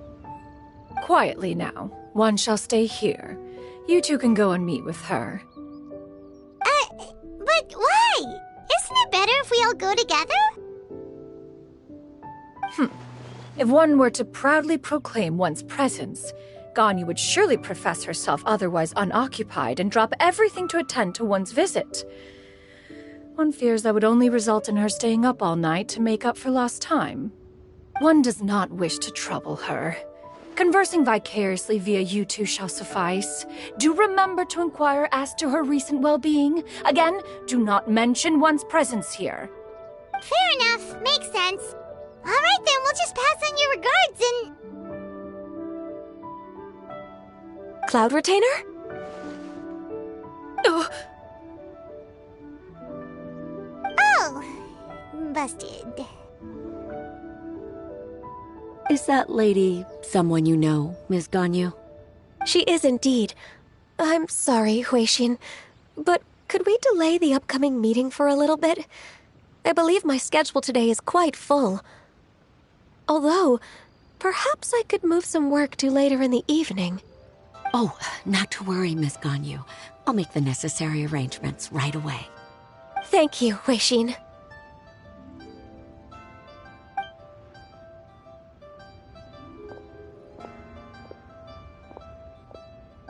It's been a while, Ganyu. Greetings. What brings you here today? And Cloud Retainer, too. It's been quite some time since I last saw you in this form. You are quite mistaken. One is not acquainted with this cloud retainer of whom you speak. One is simply a mere mortal passerby. Huh? Seems she's not buying it. That was but a simple test. One did not expect you to be able to recognize one so easily, especially after so many years of only seeing one's other form.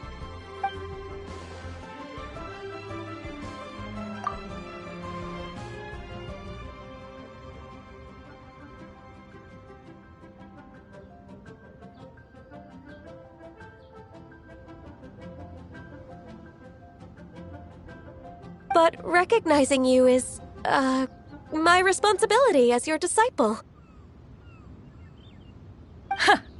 An apt observation. One was simply passing by while attending to some important business. One thought it would only be fitting to pay you a visit while in the area. Wait, Paimon wasn't aware of any important... Cloud Retainer's right! We've still got something super important to do, so we can't stay here for too long today. Oh, is that so? But it's been so long since we last saw each other. One simply desired to see you and had no intention of interrupting your work. A quick conversation should suffice for today. A more involved reunion should wait until you find yourself less occupied. I understand. That should be fine. While one acknowledges the amount of work that you have to deal with every day, one must also remind you to rest. Though Adepti blood flows through your veins, excessive exhaustion will still cause grave harm to your body. It still makes one nostalgic to see you as you are now, respected and independent. When you were young, you oft begged one to cuddle you to sleep when you suffered from nightmares. Cloud Retainer! Stop! If you insist. We are running short on time regardless, so one will refrain from going into each and every story. Why don't you continue your conversation? One shall simply stand by and listen. Wow, you've been to so many new places since the last time we spoke. If you ever need anything, please just come find me at Yue High Pavilion. Also, forgive me for my presumptuousness, Cloud Retainer, but if you plan to continue appearing in this form, don't you think it'd be helpful to adopt a human name? A human name? Huh.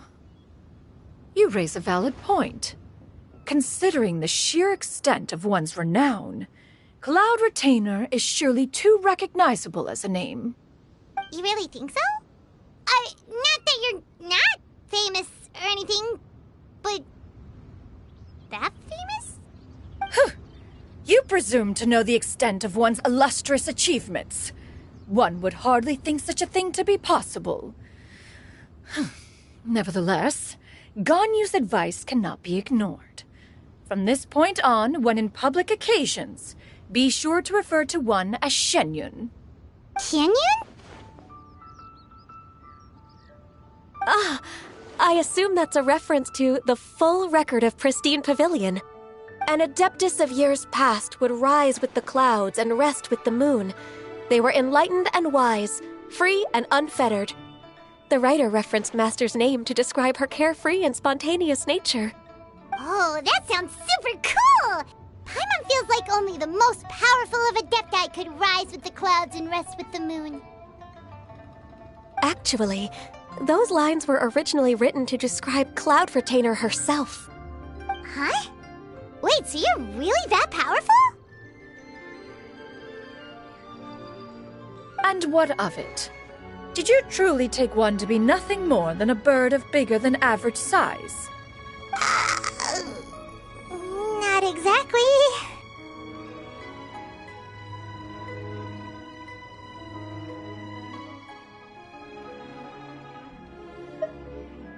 To be fair, Cloud Retainer rarely speaks of her past accomplishments.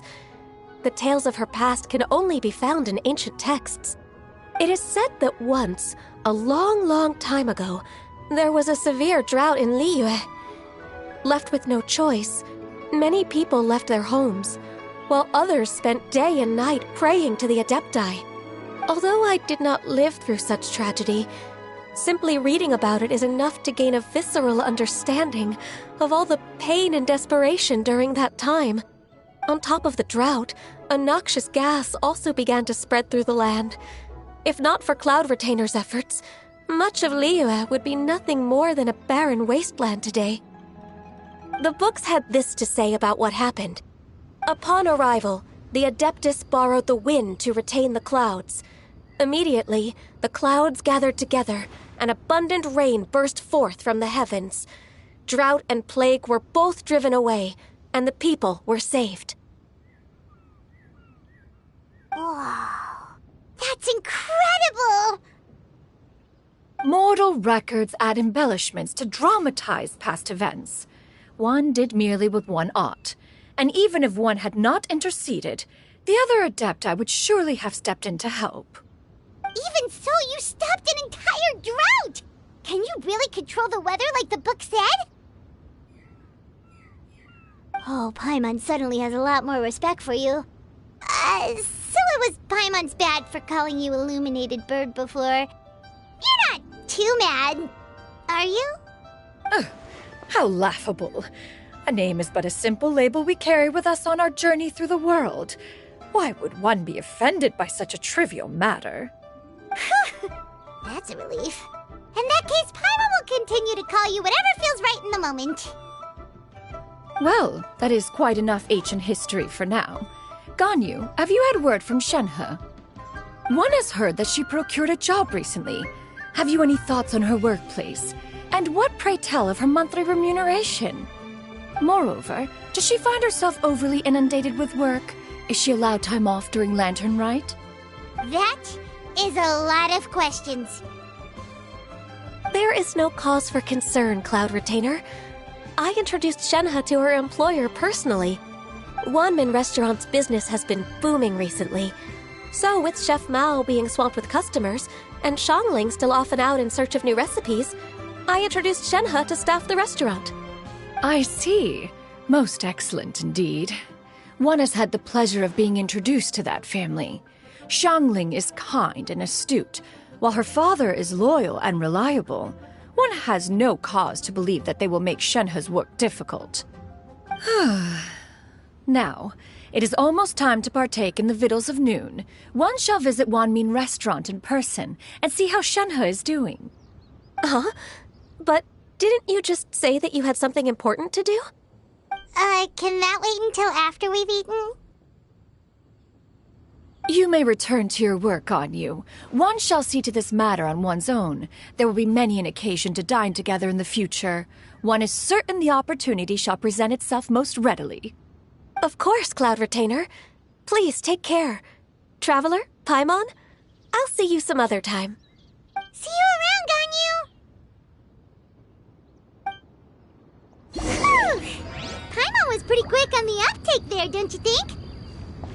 As soon as you mentioned important business to attend to, Paimon realized that you were just looking to cut the conversation short and not take too much of Ganyu's time. Is Paimon right?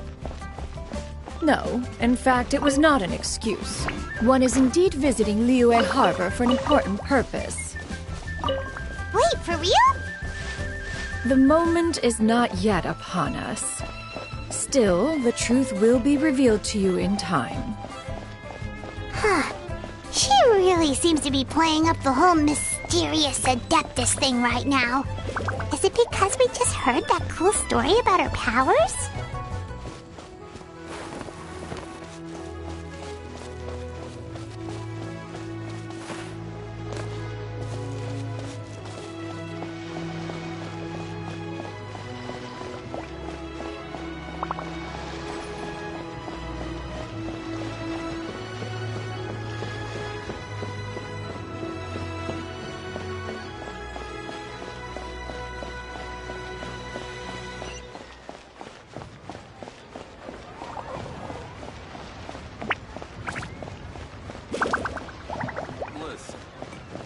Let me tell you how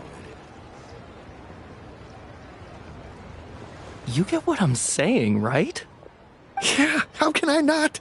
Not even fine food is enough to distract from the presence of a fine lady, eh? Oh, I'm far more interested in getting her details than ordering any dishes. Hey, how about you ask her? You do it. No. I think you should. Wait, she's coming. What can I get for you today? Greetings, miss. I was just wondering if you'd be willing to... What would you like to order? 2 servings of more meat to go. Good chat. Bye.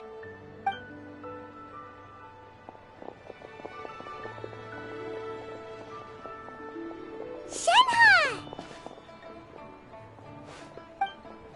Welcome. It's been a while. May I take your order? Don't welcome us as guests and greet us as old friends in the same line. It's weird. Mm-hmm. Oh, and this is? This is Miss Xinyun. Master? Huh? One does not recall ever revealing this form to you before. How were you able to ascertain one's true identity with such ease? I've trained and lived with Master for more than 10 years. I would recognize you no matter what form you take. You... Is something the matter, Master? Hardly. One simply learned of your employment from your letter and came to check on your well-being. And check out the great food, too! Indeed. It's almost lunchtime. My apologies. I'm still on the clock and can't talk for very long. Well, if it isn't the Traveler in Paimon, are you here for Shenhe? The lunch rush isn't in yet, Shenhe. So I've got things covered for now. Go ahead, sit down and enjoy some time with your friends. I'll let you know if things pick up. Thank you, Chef Mao.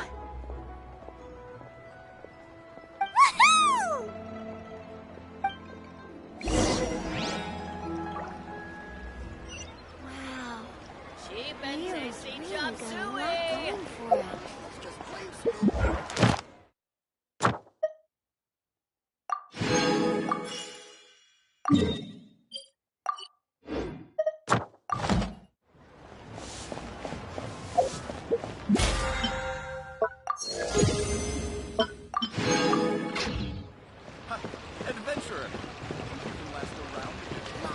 Ad Astra Abyssosk.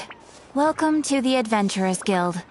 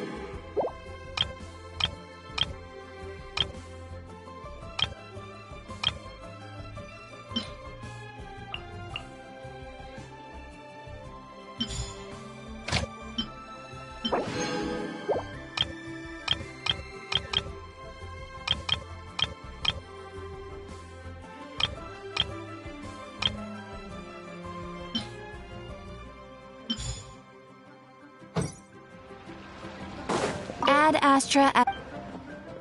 Thank you for completing today's commissions. Here is your reward.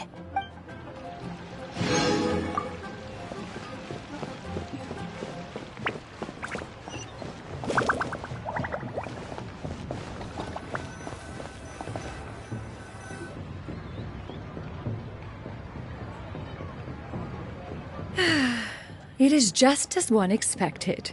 The owner of Wanmin Restaurant is indeed a most reasonable and accommodating human. Still, the work here entails dealing with quite a varied group of people. Has this been difficult for you, Shenhe? It's been manageable so far. I sometimes run into strange people, but I have figured out a way to deal with them. Seems like you've been making progress. So by dealing with them, you mean... First, I try to talk sense into them. If that doesn't work, I threaten them with violence. At this point, they usually decide they are in favor of a civil conversation. Oh, how should Paimon put this? Oh, a sensible plan. One is gladdened to see you integrate so well into human society. And you, Master? How have you been? Simply marvelous.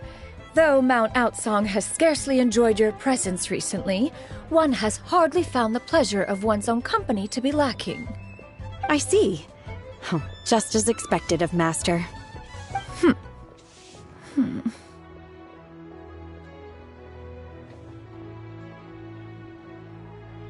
I have missed Master quite a bit too. Even though work has been busy lately, I've already had a conversation with Chef Mao about taking some time off soon to visit Master. Oh, you did? Do make note of such matters in your letters in the future. There's hardly a need to keep one in suspense. Whoa, her mood shot up just like that.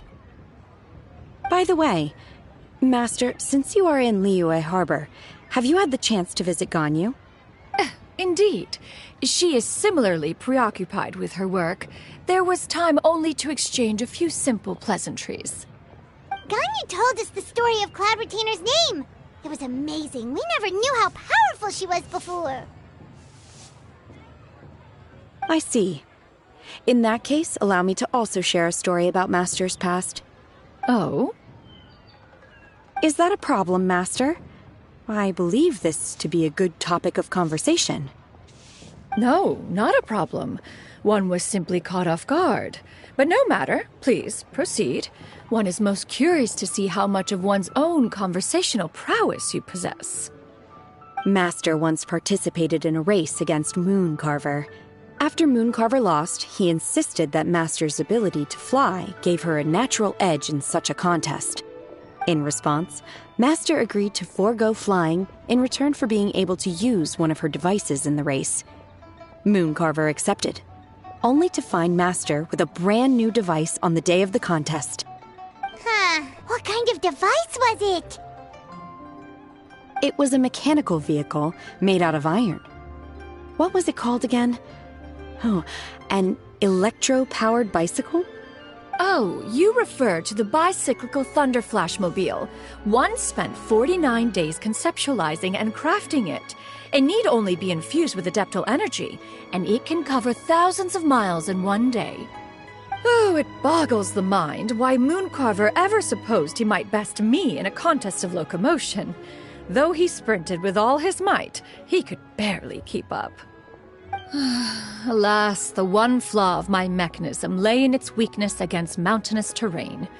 One was thwarted mere seconds from victory, when it was thrown off course and failed to make it across the final stretch.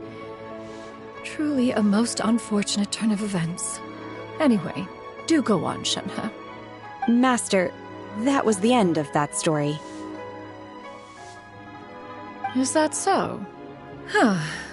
With you gone, one has seldom felt the desire to call upon those old fossils for another contest.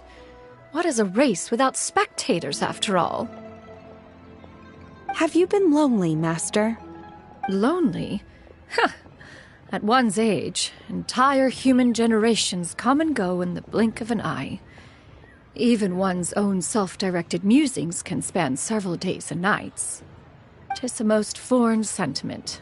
The mere mention of it is preposterous.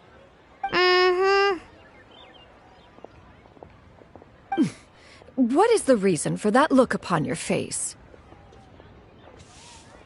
It's nothing. It's just... Well, Paimon gained a lot of respect for you after listening mind that story of you summoning the rain and everything. But all it took was a few words out of your mouth, and it's like you're back to being that illuminated bird again. I was just a little bit confused. Which one of the two is the real Cloud Retainer? To me, they are both, Master. One is the master that's widely revered by the people, while the other is the master that I respect and adore. Huh. One finds oneself exalted yet again with sweet words of praise and flattery of a most extravagant nature. You chose to exalt one with your words, yet you refuse to grace Mount Outsong with your presence for any extended period of time. One would almost question the sincerity of your estimations. This is not to say that your words paint an inaccurate picture. One has always lived by a single ideal. Eschew all action and abide by no rule. One does as one pleases and speaks as one pleases. Others may critique or praise as they see fit, yet one places little weight in such judgments. She got 2 sentences of flattery from her disciple, and it's as if her ego is about to burst. Do you have any empty tables?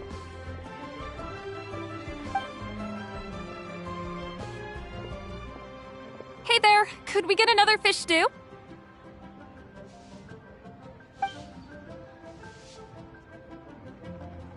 I'm hearing more guests come in. I should get back to work. Alright, good luck with the lunchtime rush, Shenhe! Mm-hmm. I'll try my best.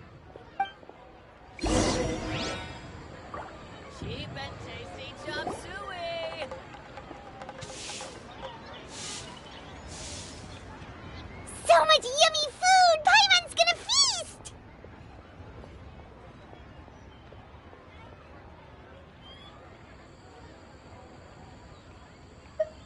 One is fond of all kinds of delicacies and delights in a multitude of flavors. The dishes here demonstrate no shortage of culinary skill. Their unique flavor profile has left one more than satisfied. In fact, one has been struck by quite the fit of inspiration. One has already begun to conceptualize the next generation of supreme cuisine machines. Everything's so tasty!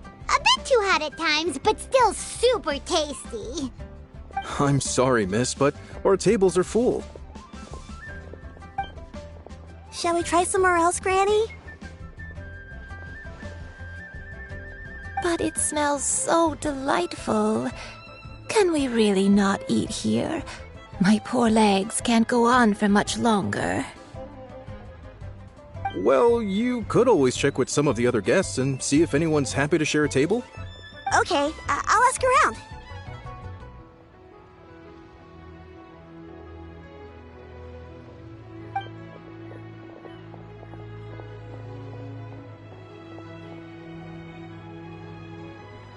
Excuse me, would you mind letting us share a table with you?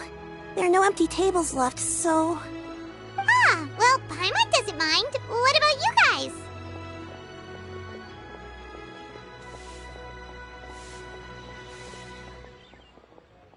Great! Thanks so much. My name is Shuyu, and this is my granny, Yuendai. Granny? Yep. Is there something wrong with that? No, Paimon's just a bit surprised. She looks so young. Yeah, a lot of people compliment Granny on her youthful looks, but she's actually much older than she appears.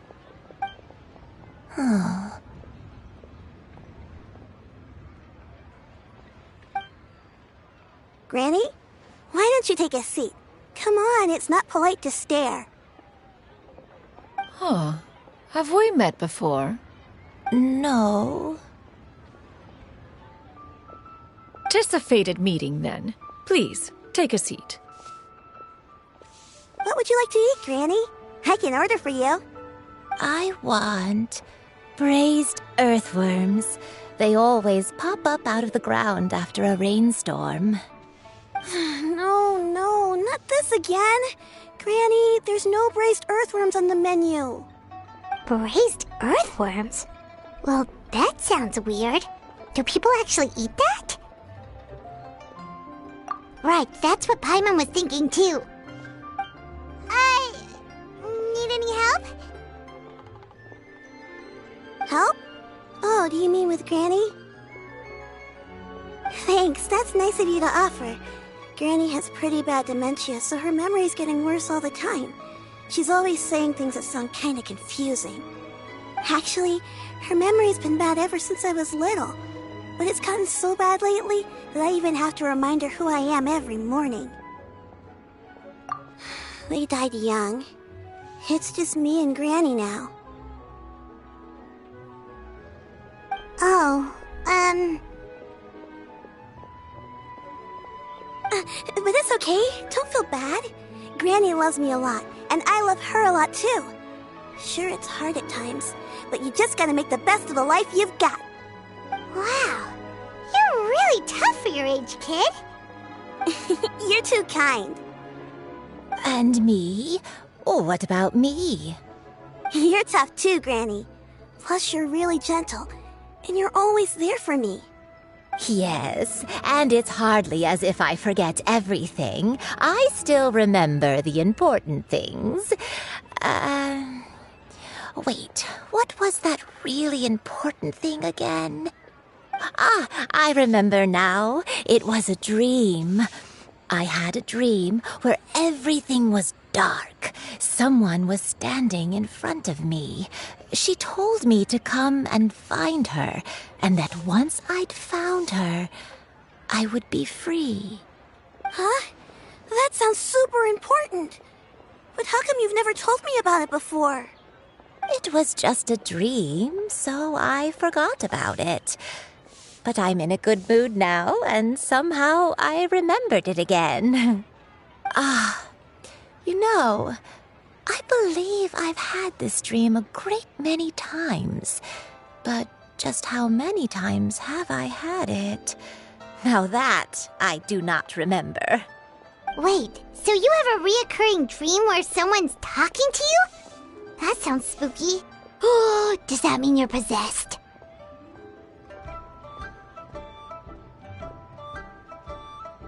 Unlikely.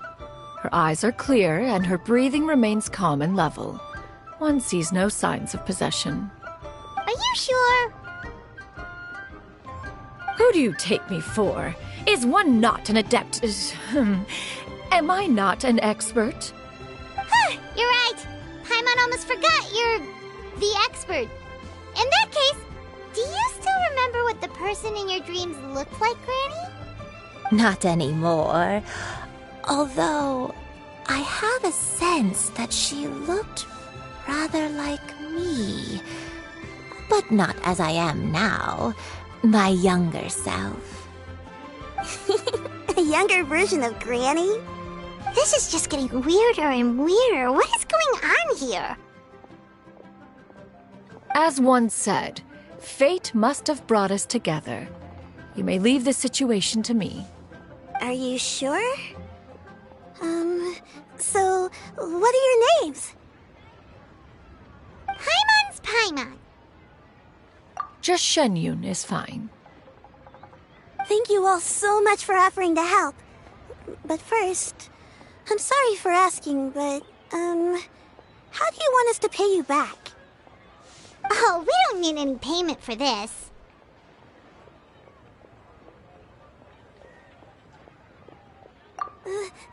Thank you so much. You're welcome. But Miss Shenyun, what exactly can we do to help out this granny? All we have to go off is that dream. Where do we start? That is elementary. Since her dreams portray her younger self, then we shall retrace the steps of her youth. Once we have revisited those places, her memories will likely return. Sounds like a plan. So, Granny, do you remember which places you went to when you were young? Why, of course I do. The heavens above, the earth below, the wispy clouds, and the emerald mountain streams. Okay, taking that as a no. I might have an idea. Once, when I was really little, my dad told me that Granny used to be a martial artist heroine who saved loads of people from a disaster.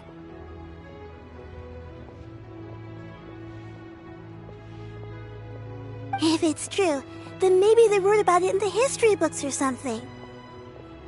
A martial arts heroine? Oh, Shincho knows tons about Liyue's chivalric traditions.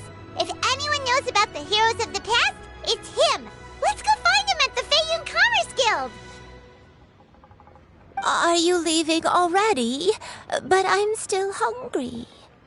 I'll go order some food, Granny. If there's nothing on the menu you especially want, I'll just get a few different things. It seems we must part ways for now.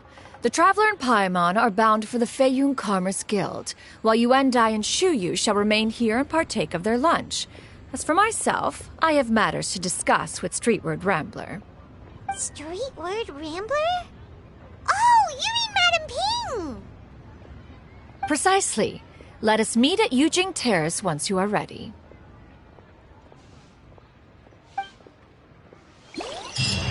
Always wanted to try this place. The food is unbelievable. Everyone, please eat to your heart's content. Today is my treat.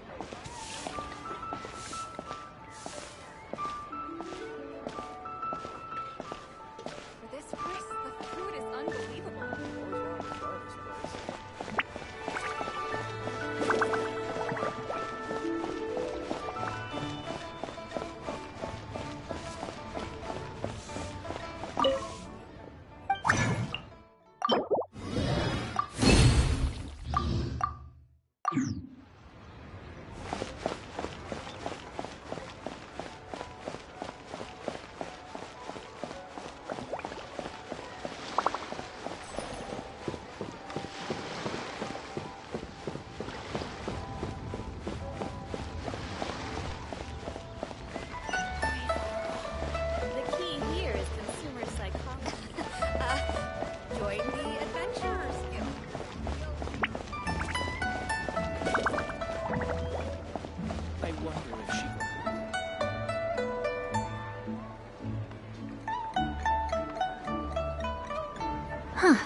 It's you two. What brings you here? Shincho! Great, we found you! We wanted to ask you about something.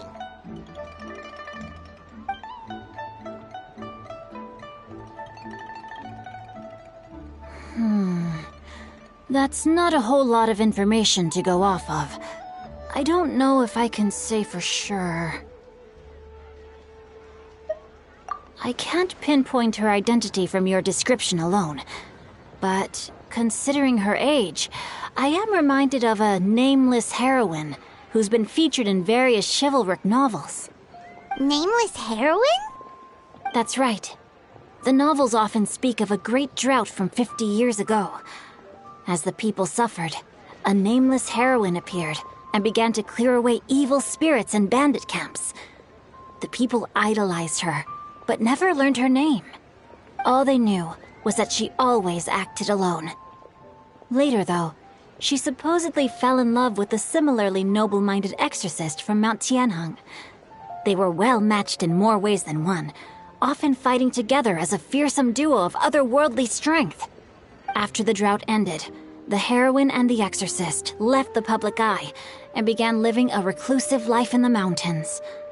All that remained were tales of her incredible accomplishments. The way this nameless heroine faded from fame into obscurity later in life is not too dissimilar from Miss Yuendai. I hope that's somewhat helpful.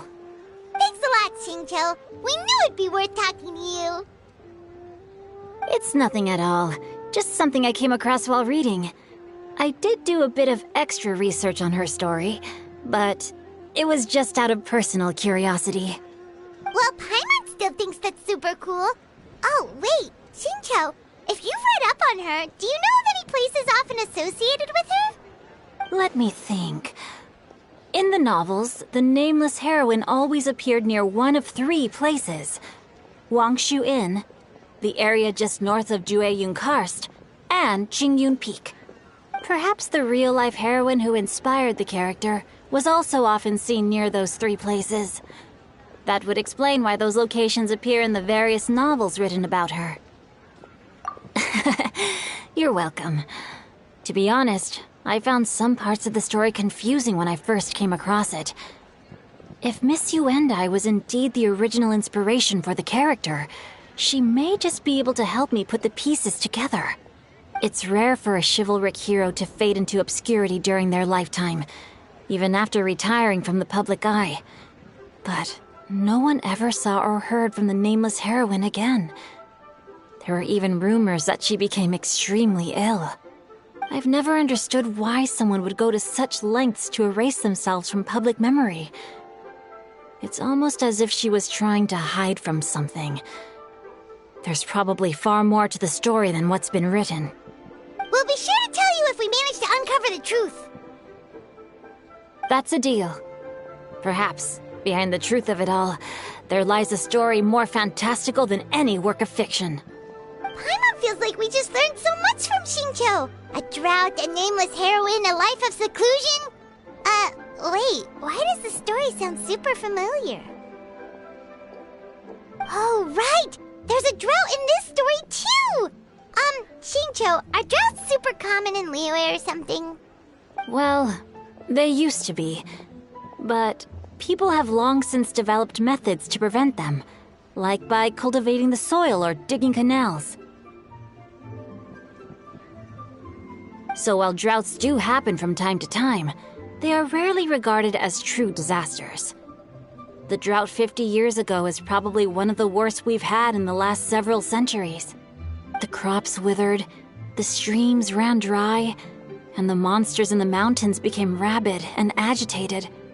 Countless caravans were attacked, and people who lost their homes came together to form bandit groups. What started as a natural disaster soon became a human tragedy as well. That sounds awful. Yeah, and that's exactly why the nameless heroine was so beloved. She must have been someone of true integrity, to do so much for the people while asking nothing in return. Still, as terrible as that drought was, it was nothing compared to the truly calamitous disasters that befell this land in ancient times.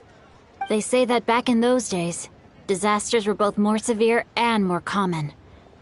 Only the strongest of Adepti could hope to dispel the ruin and devastation. Do you have any other questions? We're good for now. We're just going to head back and meet up with Miss Xianyun and the others again. Paimon hopes that Granny Yuendai will be able to remember more of her past. She used to be a great hero who saved many people. So sad that she can't recall any of it. Anyway, we'll be off now. See you some other time, Xingqiu. Thank you so much for your help. It's no problem at all. Safe travels.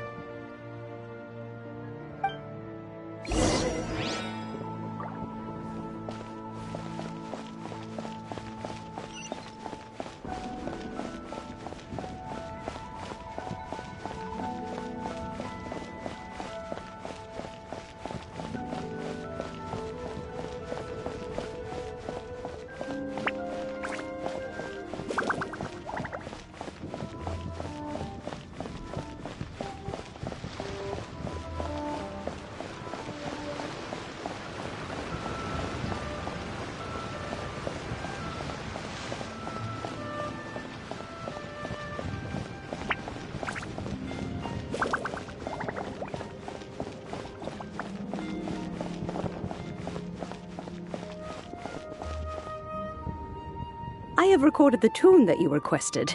I hope it will be of help to you. Oh, thank you. Straight word, Ping. What has amused you so? Oh, it's no serious matter. I was just reminiscing about the last time I saw you in this form. Time has wrought such change in this world, and yet you appear just the same as ever. Time has little bearing on one's existence, nor has one keenly felt its effects whilst dwelling at Mount Outsong. Nevertheless, Ping, one would like to seek your counsel on a personal matter. Oh, why so formal all of a sudden? I must say, you're making me a little nervous. What is it? Well, the inquiry is as such. Approximately how much more would one need to afford a comfortable life in the harbor, not unlike the one that you yourself lead? It does not require as much as you may think. Still, do you mean that... Clavitainer, Madam Ping! What are you two talking about? Nothing save for some trivial matters. Have you unearthed any useful details? Shinto has a theory, but let's save it for when Chuyu and Miss Yundai have joined up with us again.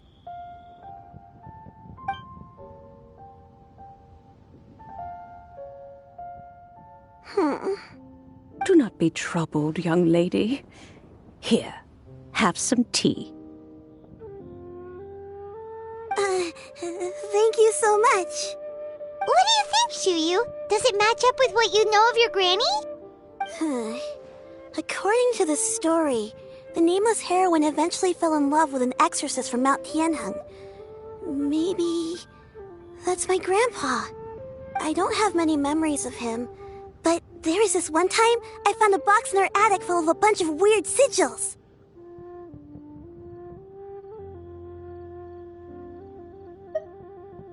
I think so too. Granny might remember something once she's returned to a familiar place. What marvelous tea. I can taste the dew's sweetness in this cup. It's as if I was taking a stroll in the mountains, thoroughly one with nature and at peace. Is that so? Then please drink as much as you like. There's no need to hurry. At our age, it's always nice to slow down and take the time to appreciate pleasant conversation among friends. Thank you.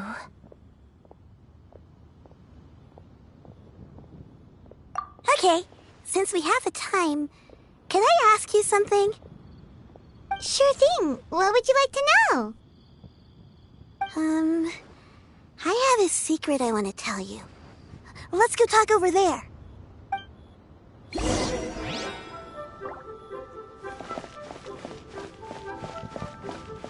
Please be mindful of you.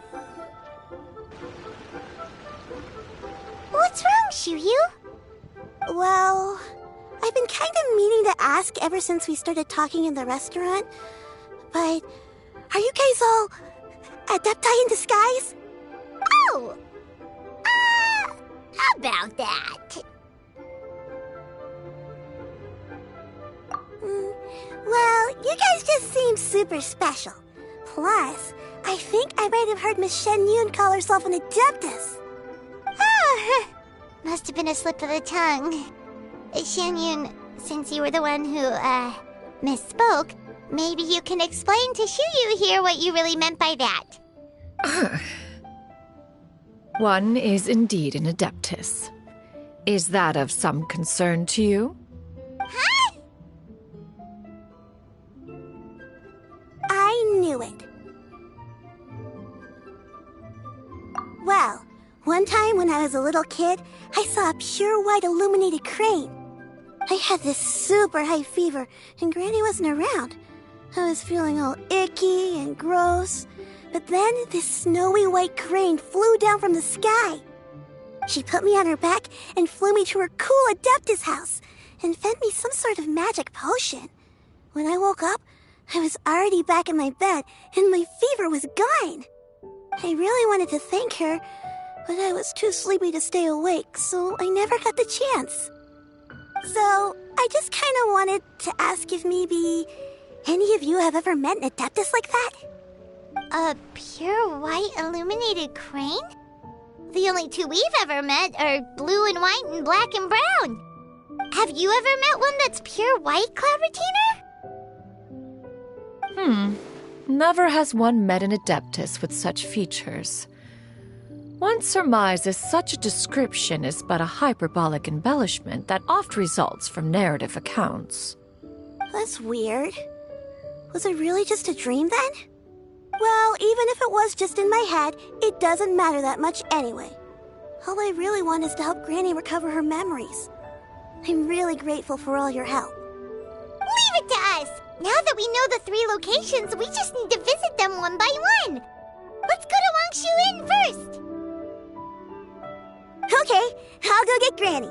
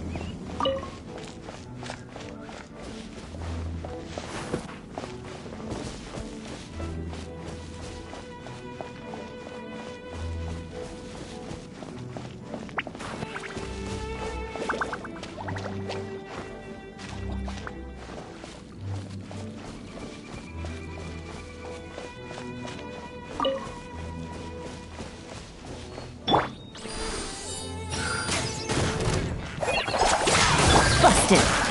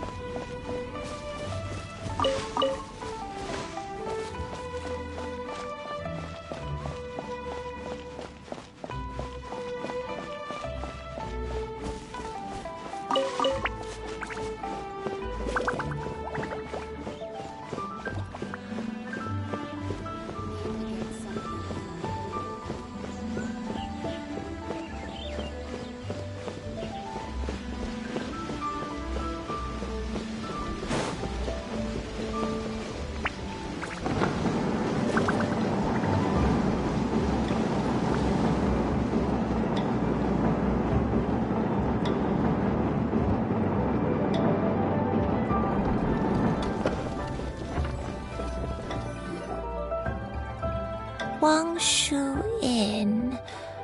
Wangshu Inn. Do you remember this place, Granny? Yes. The fish here is very delicious. And if you look out into the distance, you can always spot a bird that's been left behind by its flock. I believe I used to have a room here. It had a window. Yes, I spent a lot of time looking out that window. Which room was it again? Let me look. I'll come with.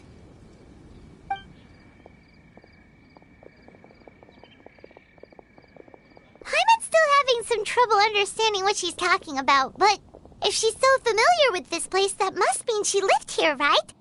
Wait, huh? Whoa! Shao! What are you doing here all of a sudden? You scared the living daylights out of Paimon! I sensed a non-human presence and decided to come take a look. If you're here, then there's likely no trouble afoot. I suppose there's no cause for concern. It's been a while, Cloud Retainer. I see you have returned to your previous form. I have indeed. I fought alongside her in this form on many occasions during the Archon War. Oh, wow! What was she like during the war? Oh, wait, let Paimon take a guess. Was it anything like this? Behold, the glory of one's newest invention, the Bang Bang Continuous Fire Mechanism. Hands up and surrender, or be prepared to face the full might of the Adepti. An impressive imitation. Paimon knows her all too well. Even so, Cloud Retainer was not always as ostentatious as you describe. You may be unaware, but her talent with Adepti sigils is just as formidable as her skill in mechanics. The Archon War reached its peak after Guizhong's death. The Cloud Retainer who fought beside me in those devastating battles was taciturn and solemn, only speaking when she had to activate her sigils. A Cloud Retainer who barely talks? Paimon can't picture it. But what happened after that? If you were so powerful in your human form, why did you decide to take up your bird form again? Once one had bid farewell to the world of mortals, what use would one still have for such a shape? When dwelling between mountain and forest, away from the struggles and troubles of the mortal world, a mortal form is hardly the most fitting of choices. After the war, Cloud Retainer retired to Mount Outsong, only revealing herself to the occasional visitor, and always in her avian form. Although I do believe there was an occasion some 30-odd years ago when she decided to don her human form. I believe it was for the purpose of... One believes there is little need to relive bygone matters. Granny, are you okay? Back then, at this place, Perhaps this conversation should end here. I shall take my leave now. Should you encounter any trouble, you need only call my name. However, given that you are traveling with Cloud Retainer, I trust you are in good hands. Everyone! I think Granny is finally beginning to remember her past. Slowly now, calm your mind and recount what has been recalled. A long time ago, I stayed here to recuperate from my illness. Huh. So what Shinto said was true! You did fall ill! Was that why you went into hiding? I don't remember. I'm very sorry, but I can't even remember the name of my illness. The only thing I can remember is that it took a great toll on me, and there was no cure for it. I was confined to my room in Wangshu Inn, where I spent many days unconscious. I'd come to every once in a while and stare at the migrating birds outside the window. It was a solemn sight. I remember crying, but I'm not even sure I knew why. One day, I met a traveling merchant. Upon hearing of my illness, he sold me a bottle of soul-revitalizing tea pills. He told me that the pills were concocted using Adepti blood and could be used to alleviate my symptoms. Sure enough, I made a full recovery. My illness remained dormant for several decades after that. Wait, but if your illness remained dormant for several decades, are you saying that what you're going through now is just a relapse of what happened all those years ago? And it was all thanks to the pills that you managed to keep the symptoms in check? Paimon's brain kinda hurts. Do you remember anything else? I'm sorry, I don't. Oh, if only I wasn't so useless. Hey, you're not useless. You've done so much for me. Watched me grow up. Raised me. How could you say that about yourself? Oh, fret not, dear child. Granny was just a bit frustrated. That's all. The recovery of a person's memories is a gradual process. Finding pieces of one's past is always superior to not finding anything at all. Let us make haste to the next location. Next location. Next location. Oh, why don't we go to the area north of Dwayunkars next? There isn't really a landmark there, so where should we start? Oh, Paimon's got it. Let's check out the houses in the area first. After all, if she was there for any length of time, then she would have stayed somewhere, right? Oh, Paimon's really got her thinking cap on today. At this rate, we'll recover all of Granny Wendai's memories in no time. Could it be true? What I've heard.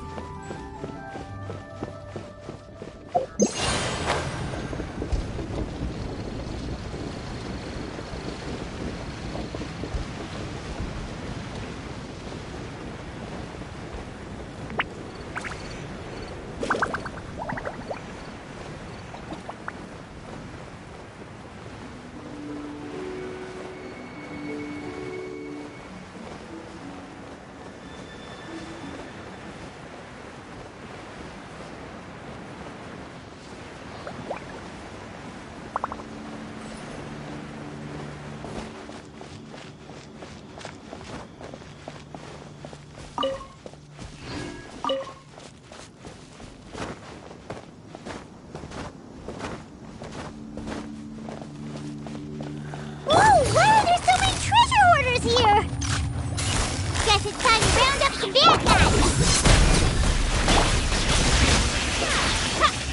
Drop! Do you remember anything about this place, Granny Wendai?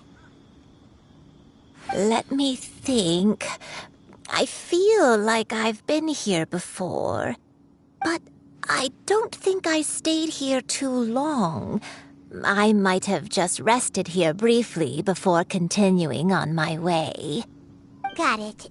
That's okay. There are still plenty of other places we can check. Wait a second. If I remember correctly, I believe I brought... Ah, yes. I brought some sweet snacks with me. Go on, take some. You need to eat a lot if you want to grow big and strong. Oh, thank you! Then Paimon will help herself.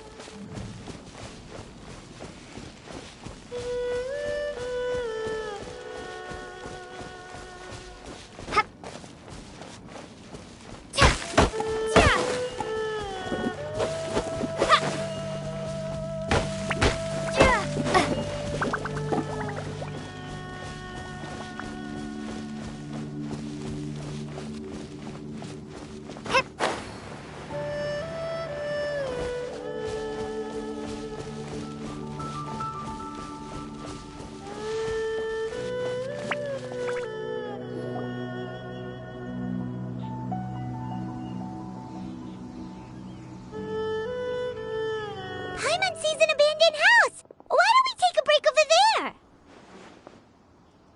This place... it's...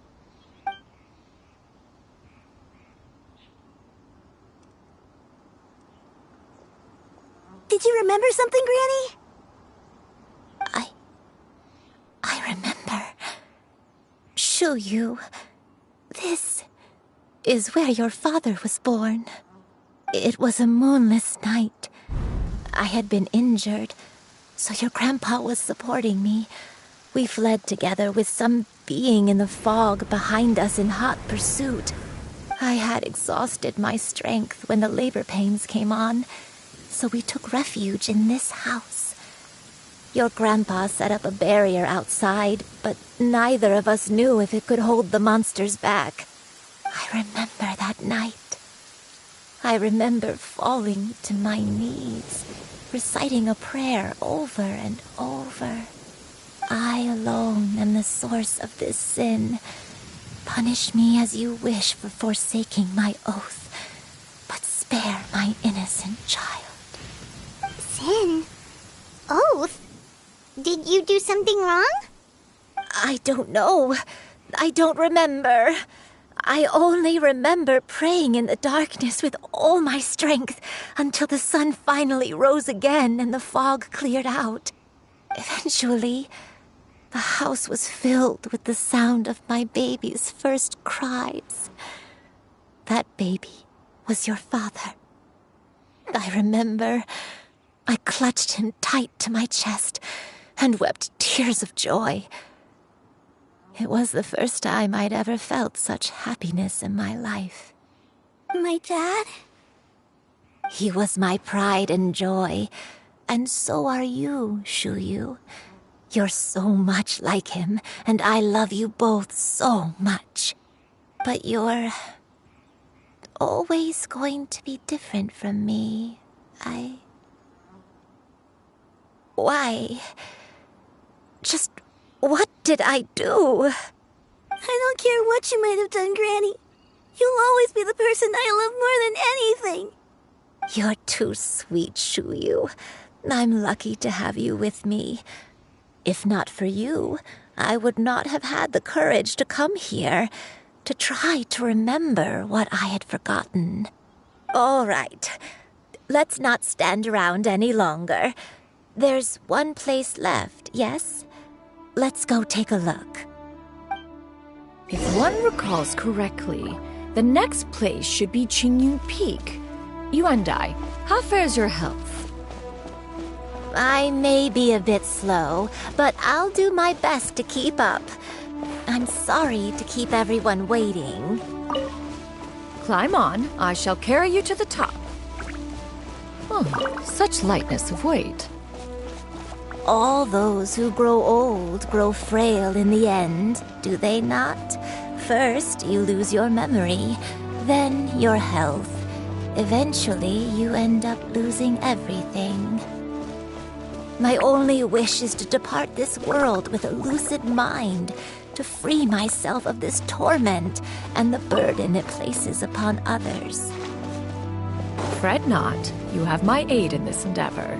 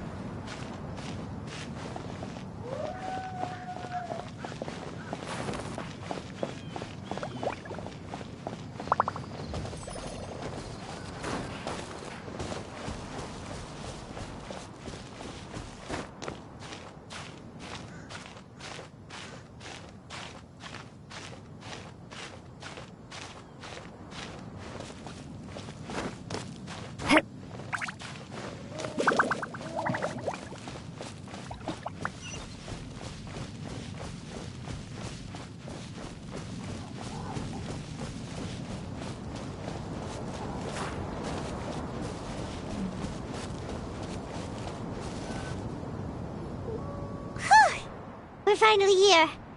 Does this place feel familiar to you, Granny, one day? Let me see.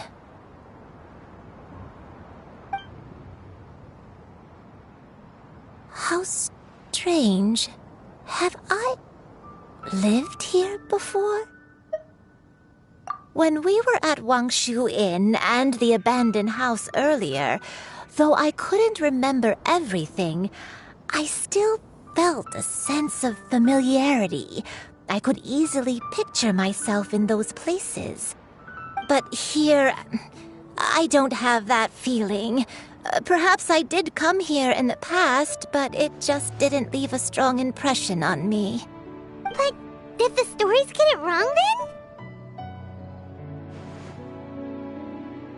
Yeah, that's true. But they're also the only thing we have to go off of. Paimon was hoping this place would jog Granny Uendai's memory just like the others. I'm sorry to disappoint you too. It's all right. We're not going to give up yet. We'll figure something else out. Just you wait. Thank you. If only I could remember. Huh? That way. What's that mountain? Oh, let Paimon look! Huh? Isn't that Mount Outsong? Looks like we've come full circle. Mount Outsong. Mount Outsong. Granny, are you okay? Don't push yourself, Granny. It's okay if you can't remember. You shouldn't do something that makes you sad.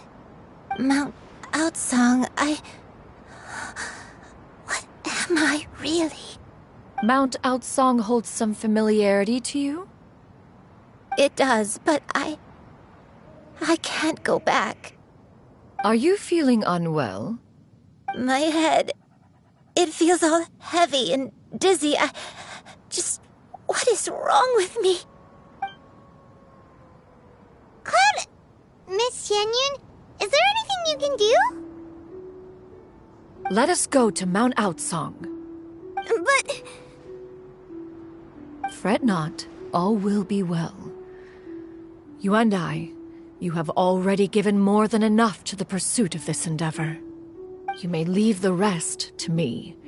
I've prepared something that can aid you in suppressing the fear in your heart and restoring your lost memories. It currently resides at Mount Outsong. Wait, really? When did you do that? I never leave anything to chance. All will reveal itself when we arrive.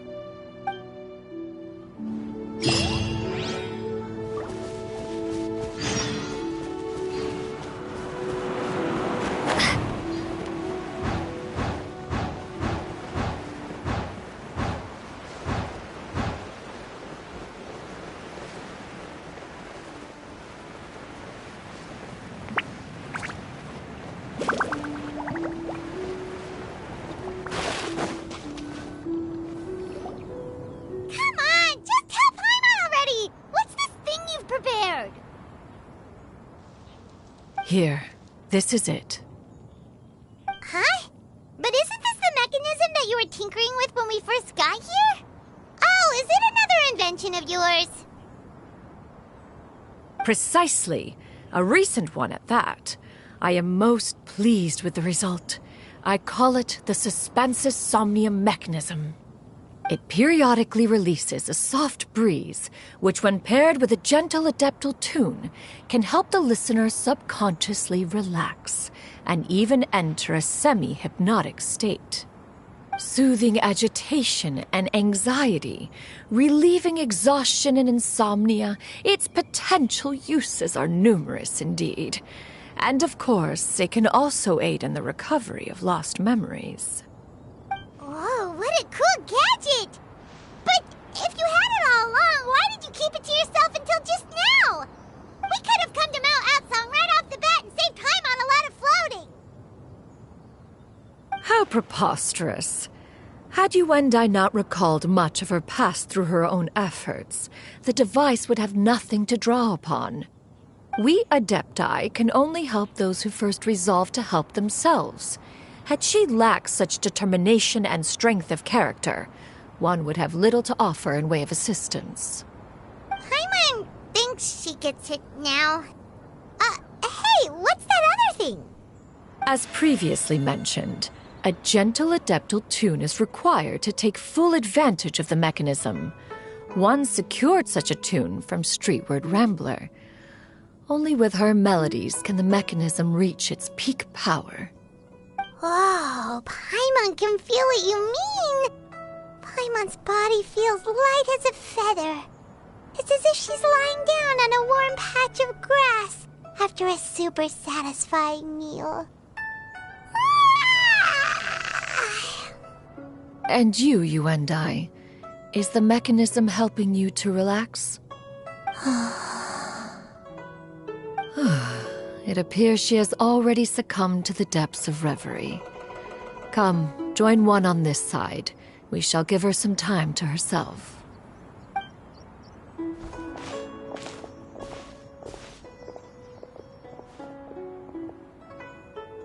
The drought is over.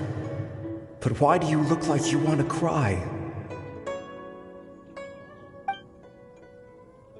The potion. It's nearly run its course. I've never regretted meeting you. Not even for a second. Please. Please, no.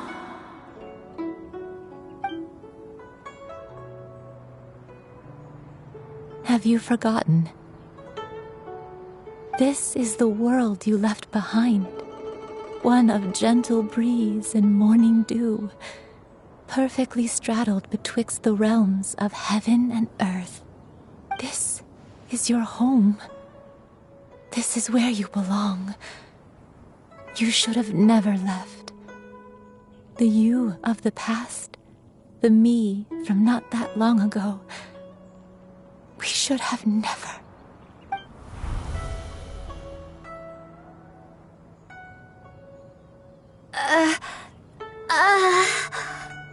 So that is the truth. No wonder this place is so familiar. Granny! Granny, are you okay? Cloud Retainer. Your memories have returned? Wait, did you just call her by her full name? Does that mean you already knew each other? Yes. I now remember everything. Everything. Granny, please don't cry. I'm here. I'm here. Oh, don't worry, my dear child. Granny is fine. I'm so sorry, everyone. You've gone to so much trouble on my behalf. It's all come back to me now. The most important thing that I had forgotten was the truth of what I once was. One can sense the guilt that now plagues your conscience. Reclaiming a truth long buried is sure to come with a myriad of complex emotions. Perhaps one should recount the story on your behalf while you compose yourself. No, it's okay. Now that I've remembered, I must face my memories head on. Shuyu, everyone, I cannot thank you enough for all your help. I'm ready to tell you my story, if you're willing to listen. Please, Granny, don't force yourself. What happened in the past doesn't matter. I love you more than anything. Nothing you say can change that. I know, dear child. My feelings for you are exactly the same. It is for this reason that you deserve to know the truth. Some time ago, I made a terrible mistake. One for which I could never atone. Is this the sin that you mentioned in Joyun Karst? What happened? I am, in truth, not a human being. My real form, one that I held for centuries, was that of a wild crane. I spent many, many years living on Mount Outsong, bathing in the soft breeze and drinking the sweet dew of the mountains. At some point, I somehow gained wisdom and sentience. The Lord of the Mountain, Cloud Retainer, became aware of my existence and began to share many stories with me. She even passed on the secret of cultivation to me. Though she never took me on as a formal disciple, I always saw her as my master. Whenever she took out her tools to work on mechanisms or new inventions, I would also stand next to her and watch. I even contemplated completing my training and becoming an adeptus in my own right. I followed her teachings, and time gradually passed us by. Until that fateful day 50 years ago. 50 years ago?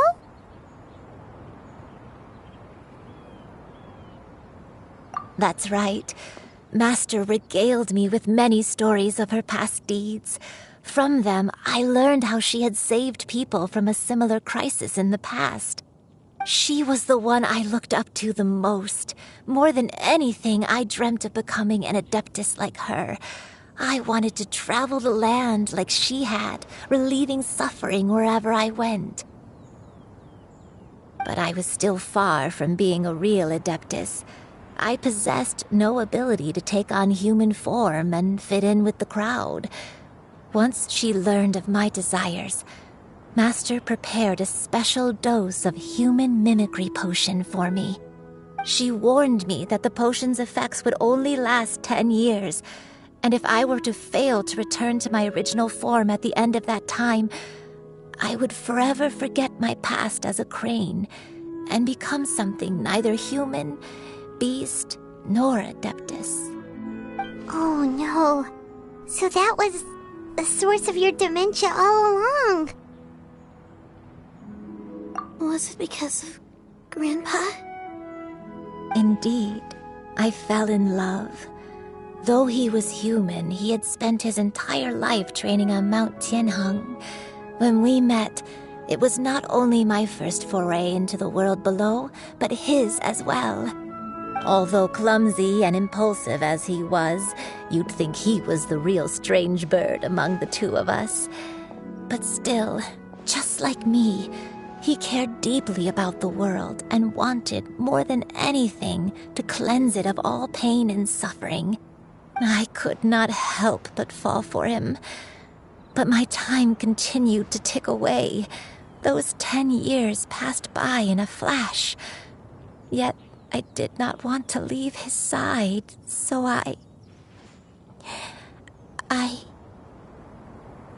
Oh no, what happened next? I committed an offense. I wanted to stay with him, even if it meant living a life full of pain and suffering, even if it meant that I would eventually turn into a monstrosity. I knew I had betrayed Master's hopes, but I was too ashamed to face her. So I wrote her a long letter instead and asked someone to leave it outside her abode. I was convinced that she would not support my decision, and I lacked the courage to speak to her face to face. In my shame, I fled and tried to hide from the world, such that no one would be able to find me again. But that was only the beginning of my troubles.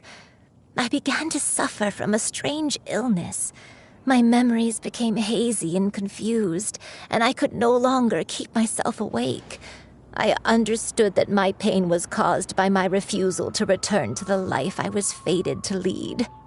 Along with my memories as a crane, I soon forgot the true cause of my suffering as well. I knew only that I had committed a sin.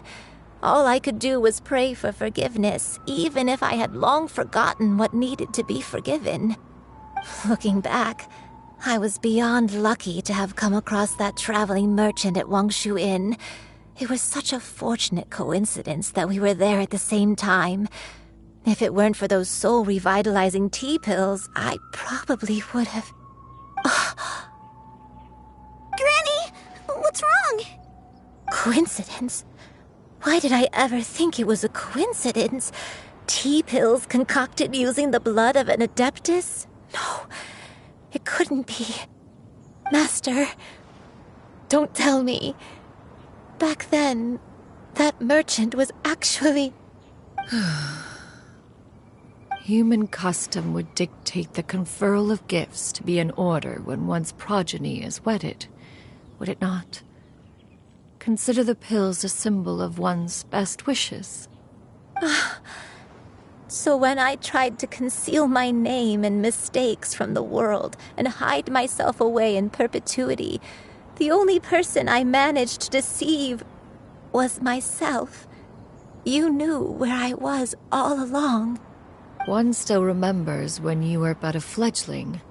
You possessed a certain fondness for a particular game. You would hide yourself among a group of wild cranes and ask one to pick you out from among the flock.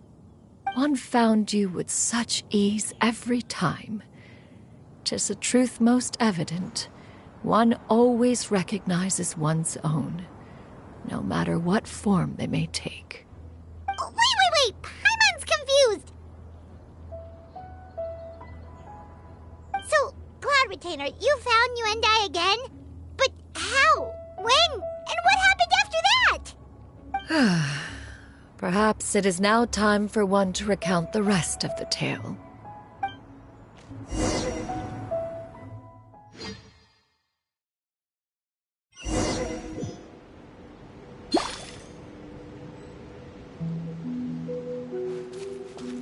One was furious upon receiving your letter.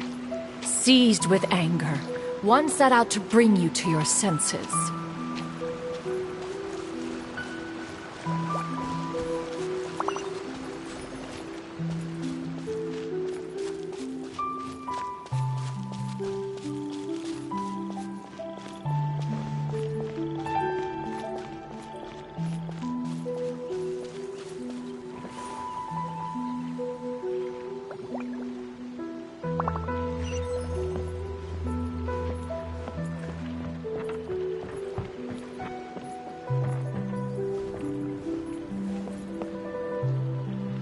In truth, one had more than a few misgivings about your chosen partner. As an exorcist, his talent was lacking. One could hardly say his skill with sigils was any better. But soon, one came to appreciate the devotion he bestowed upon you during your illness. He never uttered a complaint and rarely left your side. Unwilling to begrudge someone of such character, one decided to overlook his aforementioned deficiencies, glaring though they may have been. Wishing to grant you a life without regrets, one gathered many divine ingredients and used one's own blood to create a form of medicine. Though imperfect, it managed to suppress the more dire effects of your illness. As for how to deliver the medicine, after much contemplation, one eventually decided to perform the deed oneself. One took great care to alter one's features and select the appropriate attire. Only after meticulous scrutiny did one finally set out for Wangshu Inn. As one expected, you were most ignorant of one's true identity. You showed not even the slightest inkling of recognition. One was quite torn. Should one have celebrated the success of one's disguise, or mourn the loss of your acquaintance?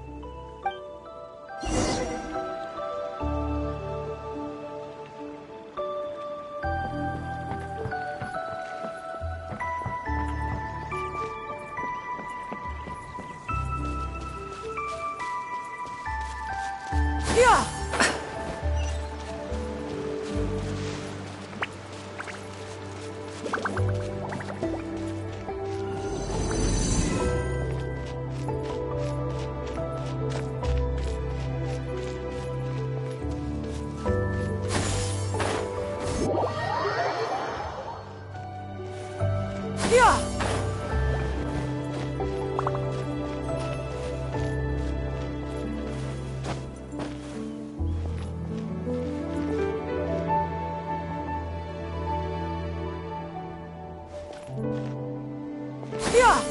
Nevertheless, one would speak to you about another matter, if you are amenable, even considering your loss of memory.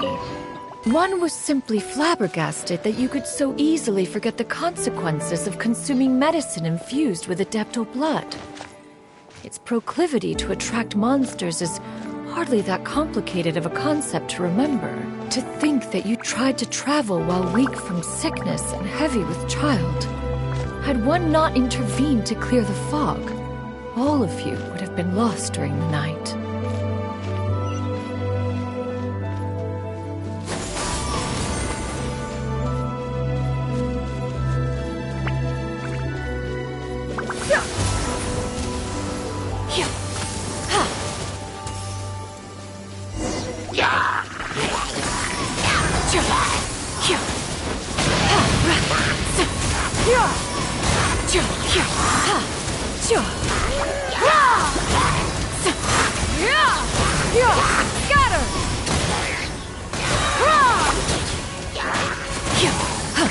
Stray clouds converge!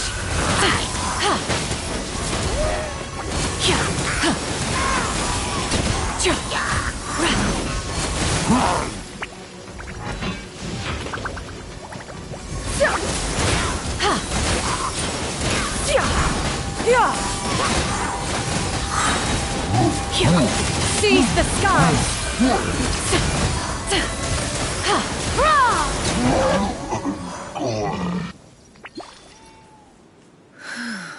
Those monsters would hardly have pursued you with such ferocity without sufficient incentive. They were likely incited by the presence of godly remains. Said godly remains, in turn, were likely drawn to the trace of one scent on your body. One was, after all, an active participant in the Archon War. Some of the gods were likely shattered by contraptions of one's very making. In the end, one was relieved to see you endure through the night. At the break of dawn, one heard an infant's cry pierce through the air, and one saw you carefully cradle the child to your chest. Although certain mortal matters remain foreign to me, one could not help but be moved by your joy. To see you happy, that was more than enough.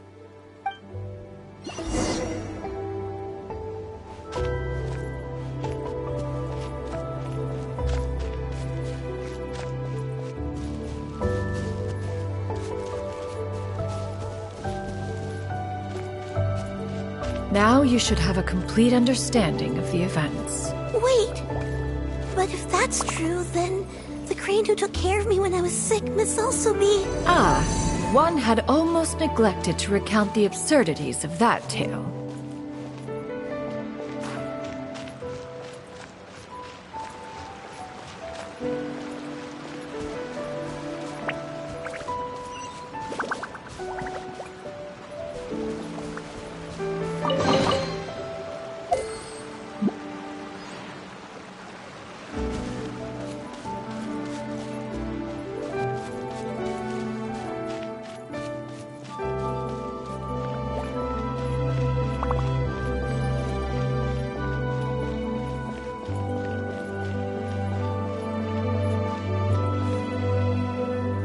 Just as you and I troubled one with her antics, so did you give one many a headache. Upon finding you burning with fever, one made plans to bring you back to one's abode for treatment. However, upon seeing one's form, you began to cry, refusing to get on one's back. When one asked you why, apparently you believed that one could not possibly be a true Adeptus, because all illuminated cranes are white from tip to toe. One had no choice but to apply powder to one's body to conceal the variegated nature of one's appearance. You became more than amenable enough when one stood before you devoid of any other coloring. It bears mentioning, however, that as a crane, Yuendai was nearly entirely pure white in color. Though you had never encountered her in that form, you still recognize the essence of her being. Perhaps fate brought you two together in more ways than one.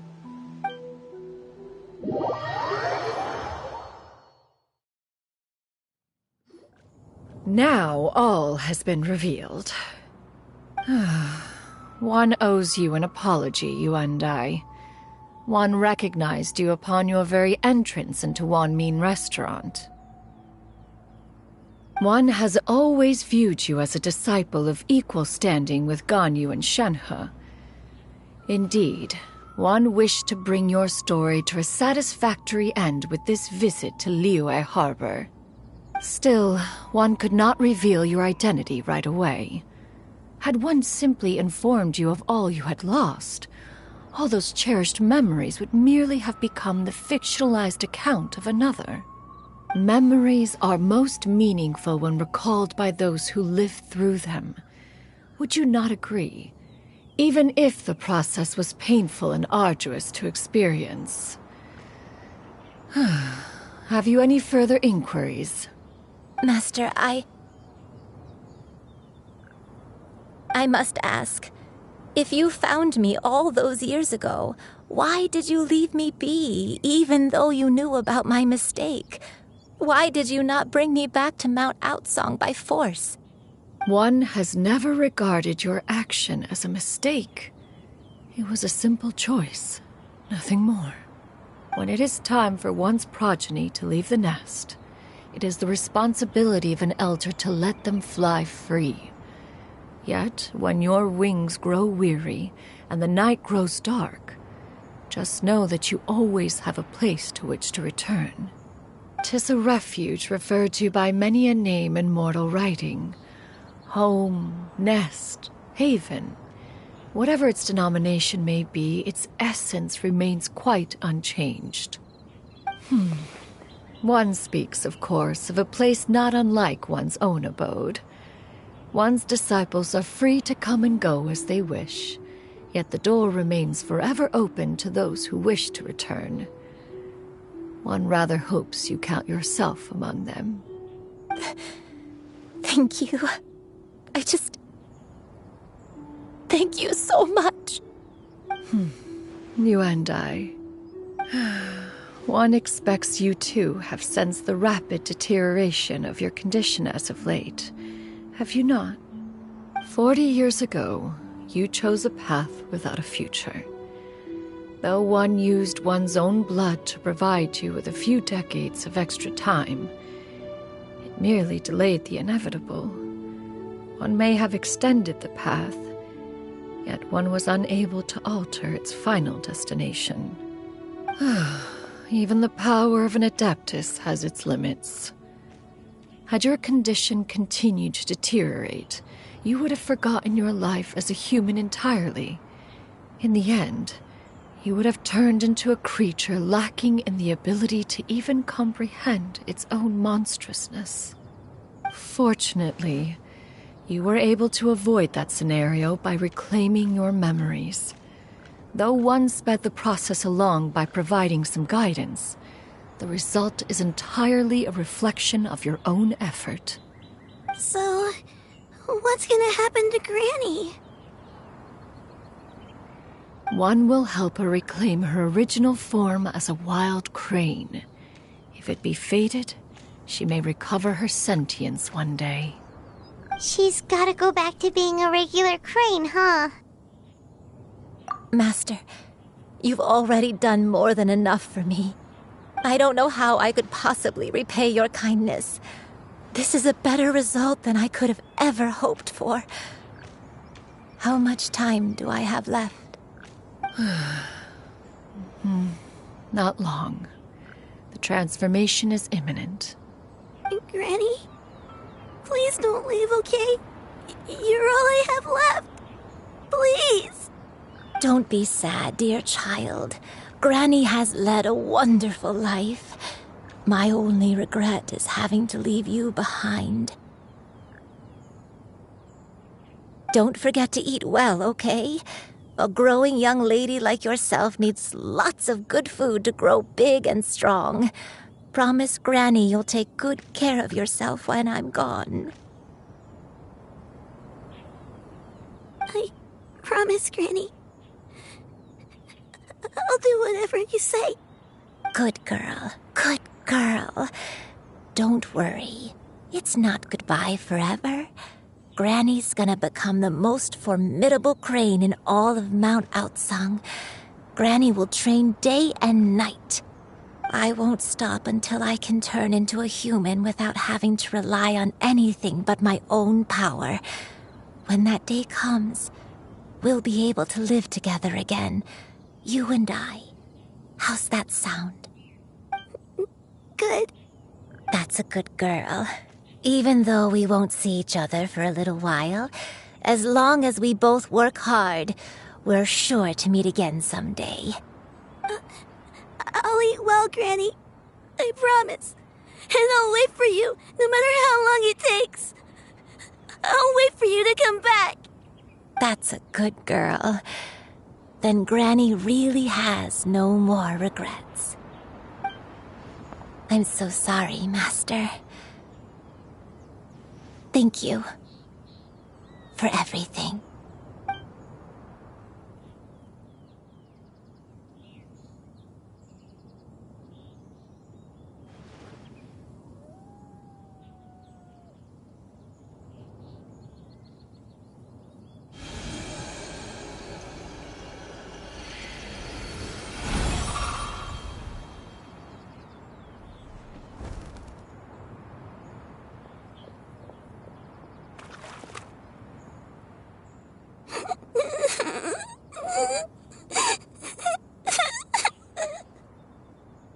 Xiuyu.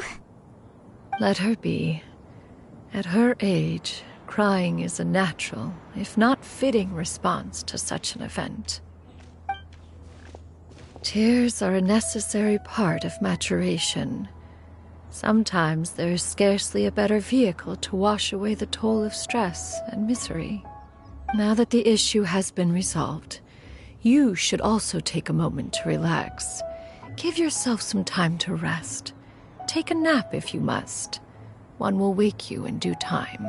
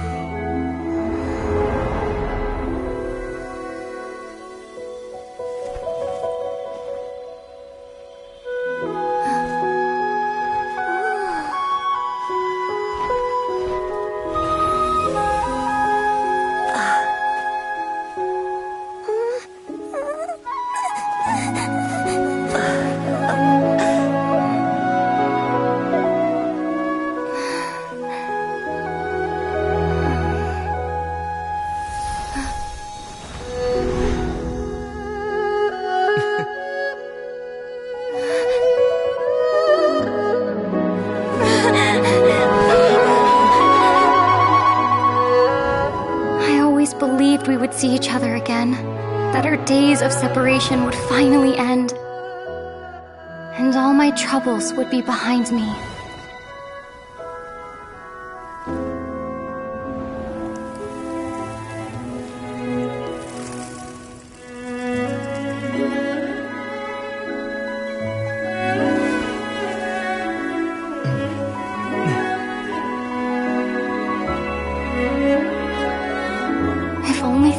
Stay this way forever.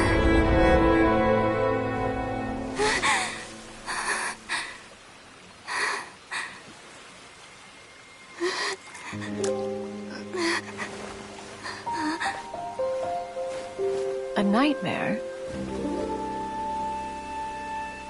Curious. If you're relaxed, shouldn't your dreams be pleasant? It was a good dream. It's just... You weren't ready to wake up.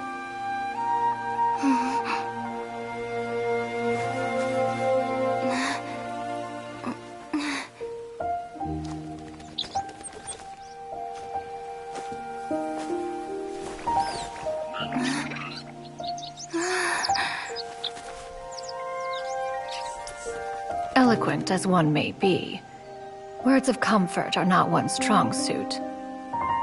You are doing all you can. One can see your strength of will, your fearlessness in the face of danger. And so, whatever your dream may be, one believes that you shall achieve it. Of course, whenever the perils you face overwhelm you, or you become weary, one is always here for you. After all, as an elder, it is only right to look out for the young ones.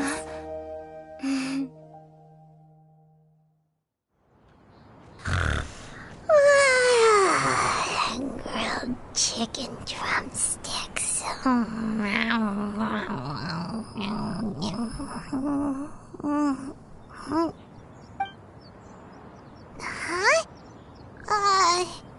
Was Paimon sleeping just now? Oh, Paimon wasn't talking to you. Paimon had a dream about eating grilled chicken drumsticks, that's all. Madam Adeptus? Oh, Shuyu, you're awake. How do you feel? I feel a little better. Thanks. I know I'll see Granny again someday, so I don't feel so sad anymore. Madam Adeptus, could I ask you something? Would you take me in as a disciple? Oh, and have you reasons for this sudden interest? I know Granny thought what she did back then was wrong. She felt really bad about it. But without that mistake, I would have never been born. Even though Granny lost her memories, she never forgot to show me how much she loved me. So, I thought maybe one day I could become a cool Adeptus like you and help a whole bunch of people, just like Granny wanted to do. Upon some reflection, one supposes you are no mere mortal. The fact that Yuendai's blood flows through your veins is proof enough of that. If this is what you desire, one shall make it so. Thank you so much, Madam Adeptus. No, I mean, Master.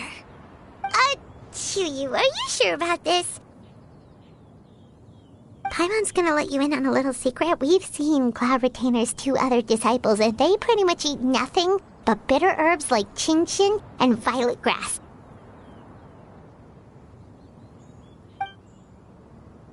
If you join them, you'll never enjoy Wanmin Restaurant's delicious cooking ever again. How utterly preposterous. One has never enforced such a rule. Every individual must find their own path to enlightenment. So long as one retains a pureness of spirit, one's dietary proclivities are quite irrelevant. Well, you say that, but Paimon's not seeing any tasty treats up here now, is she? Although Mount Outsong is rich in natural beauty, its location does preclude access to certain finer mortal comforts. That is precisely why one plans to relocate to Liyue Harbor. Shuyu shall have the honor of becoming one's first disciple in the human world. Whoa! You're leaving Mount Outsong? One has never concerned oneself with the location of one's residence. From the very beginning, one has sought only solace and peace. Yet in the end, all of one's disciples ended up in Liyue Harbor. Ganyu, Shenhe, Yuendai, they all chose a life among the mortal world. One has reflected on this fact for many years now.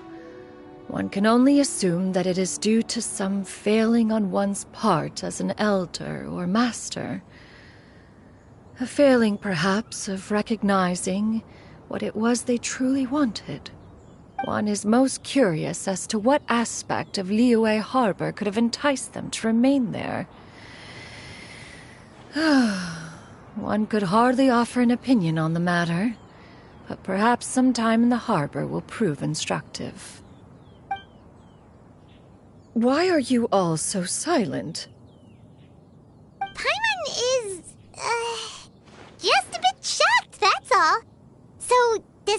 can grab a meal together in Liyue Harbor sometime? One has precious little time to squander. However, if one finds oneself otherwise unoccupied, one would not be opposed to the idea. One will be assuming the identity of a human while residing in Liyue Harbor. You should take care to avoid disclosing one's true identity. Don't worry, we'll help you keep it a secret. So, when can we expect to start seeing you in the city? Perhaps in 2 days' time. One has some matters to see to before one's departure. Preparation is the key to success, after all. One plans to put up various items from one's collection for sale. The earnings should provide for a comfortable living in Liyue Harbor. One has already picked out a handsome property near Chuhu Rock. 'Tis no small purchase, but what is mortal life if not one expense after another? Seems like you've really thought of everything. Then how about we meet up in Liyue Harbor in 2 days? A sensible plan. See you then. Oh, also, why don't you take this suspensus somnium mechanism as a souvenir? Anytime you should feel ill at ease in the future, you may try quieting your mind and sitting in meditation as you listen to its melodies. It might help you find a new perspective. Awesome! Thanks, Cloud Retainer! Hey, didn't we promise Shincho that we'd tell him what we found out? Should we make a trip to the Feiyun Commerce Guild? It's totally up to you.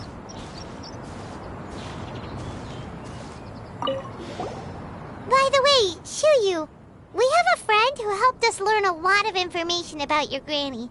Is it okay if we tell him the full story? Sure, I don't think Granny would mind. As long as you don't tell a whole bunch of people. I don't think she'd want too many people to know.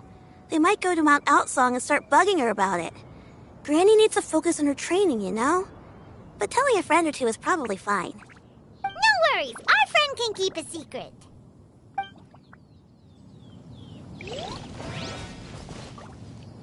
So, about your move to Liyue Harbor, you gonna tell the other Adepti about it? I have left an explanatory note in my abode. Those 2 old fossils will discover it, I am sure, should they come seeking my company. Considering their recent penchant for going off on private escapades, however, I find myself caring little for how they shall receive this news.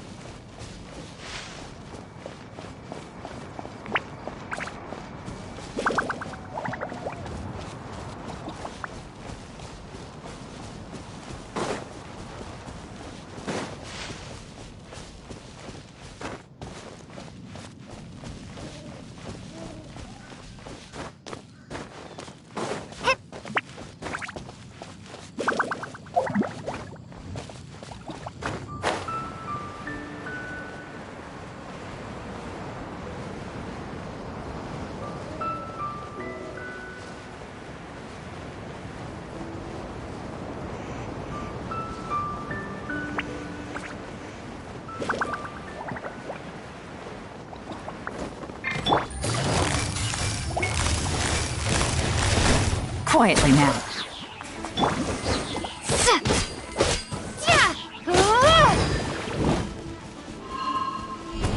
Starfall!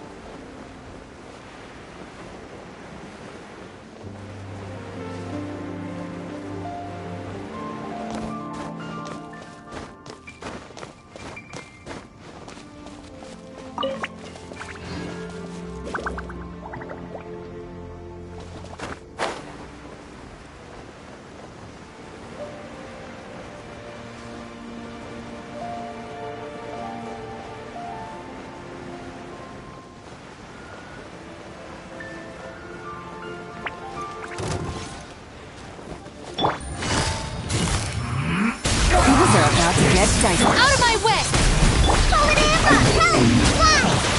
Crumble apart! Send this quickly! I guess this is it.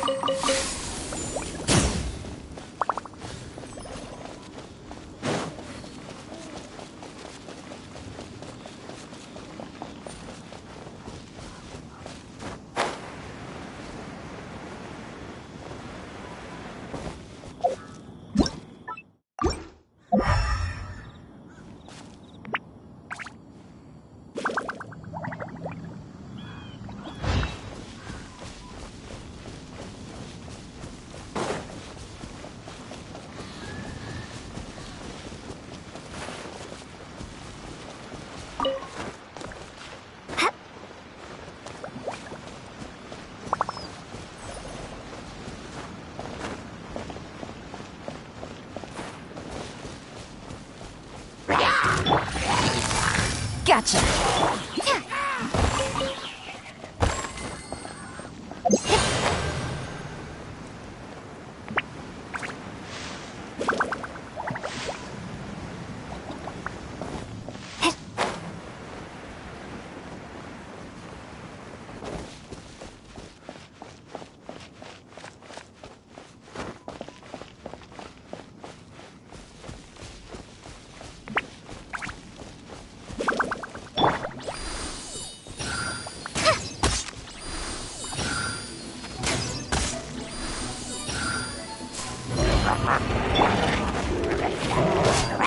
Quietly now.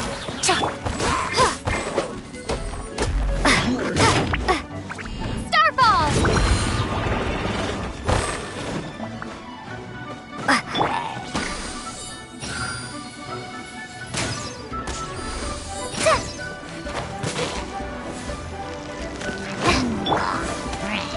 Game's up. Time's over.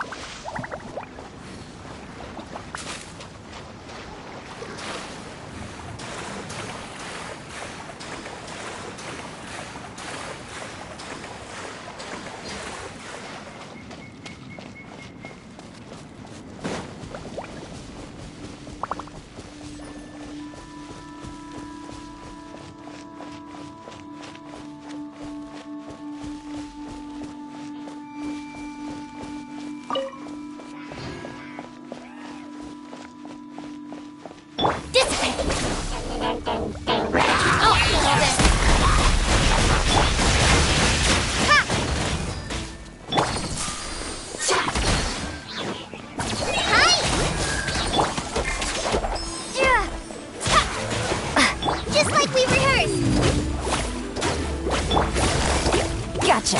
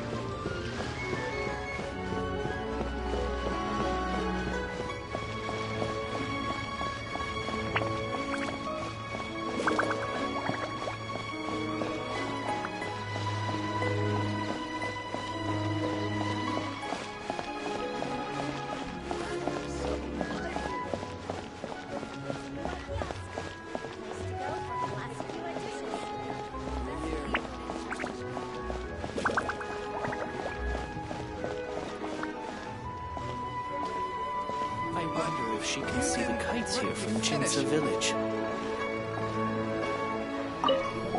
We meet again, dear friends. How did everything go? Great! And it's all thanks to you! Ah, I see. So the stories didn't get it right after all. Even though she was a celebrated heroine, she had to bear a heavy burden that most could not hope to understand. Thank goodness for the help of that Adeptus. At least she was able to recover what she had lost. Although I cannot claim to know exactly how their story will unfold from here, I trust the ending will be a happy one. Those united in a common purpose always find a way back to each other in the end. Thank you for helping me fill in the gaps. And don't worry, I'll keep this all to myself. It's not my story to tell, after all.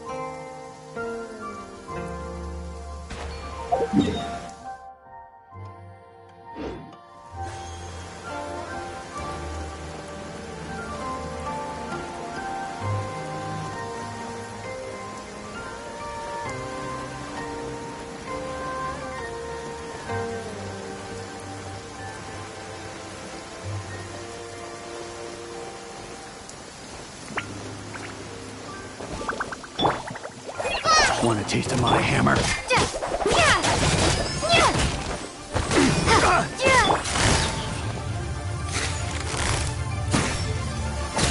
Here comes the catch. Take it easy. Another test.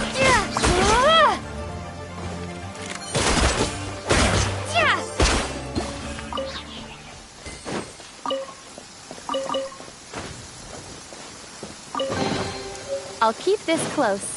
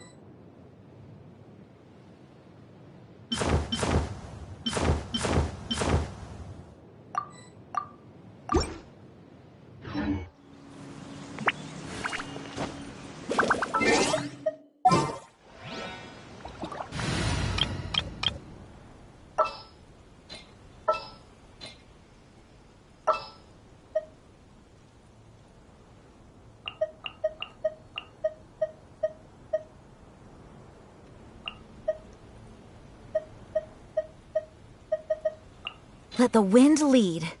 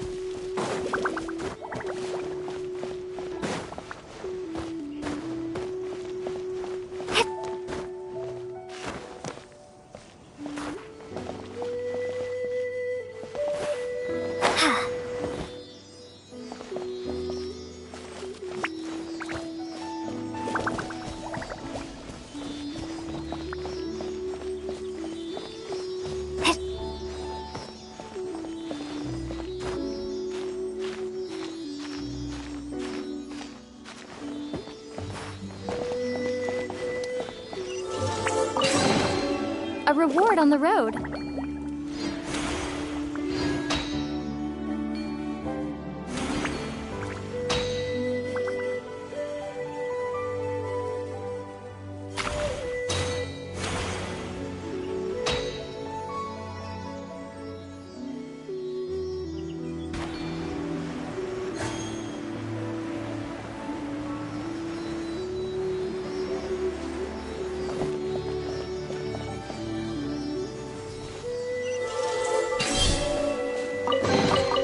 Is this an answer from this world?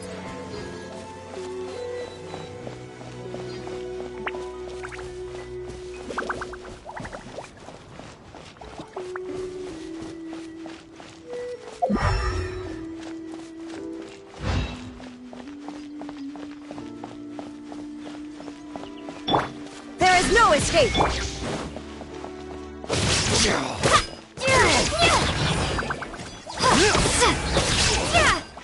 Born of ice and frost.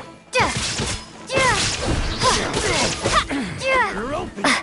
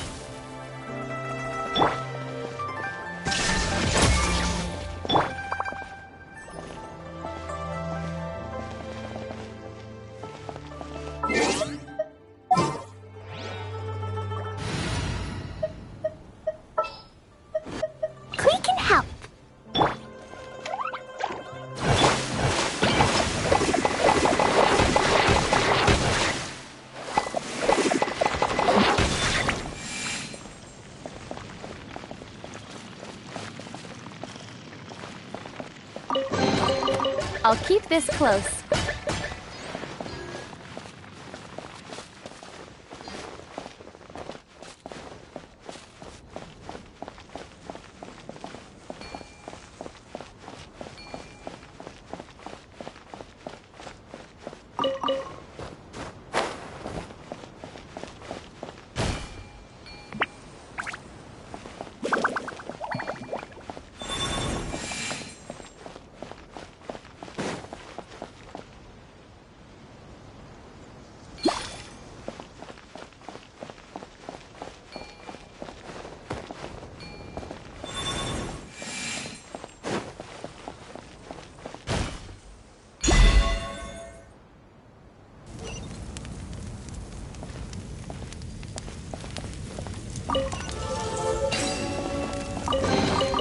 I'll keep this close.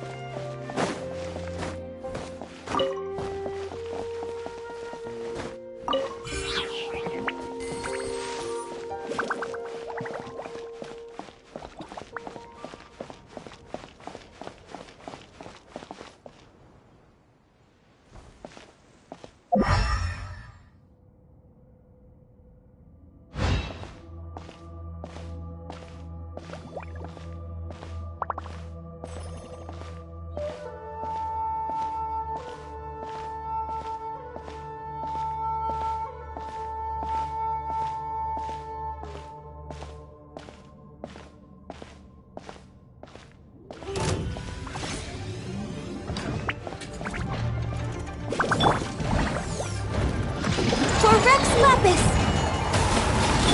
Golden up! La la la!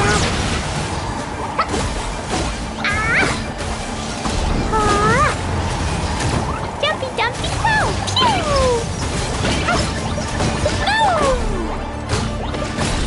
Barbados! Guide us! Crumble apart! Starfall!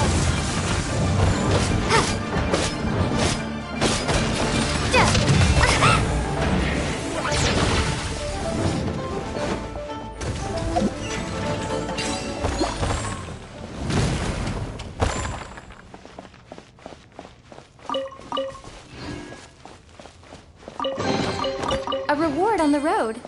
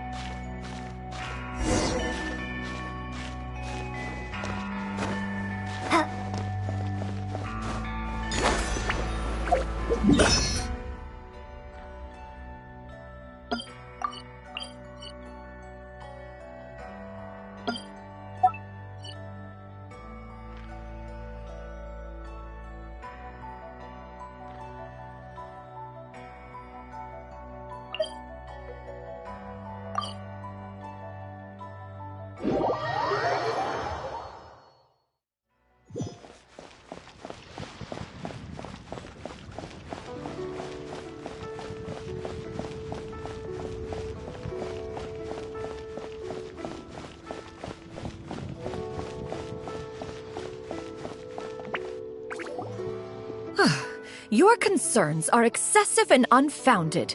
This is but a simple collection of ordinary valuables. Such intense scrutiny is hardly necessary.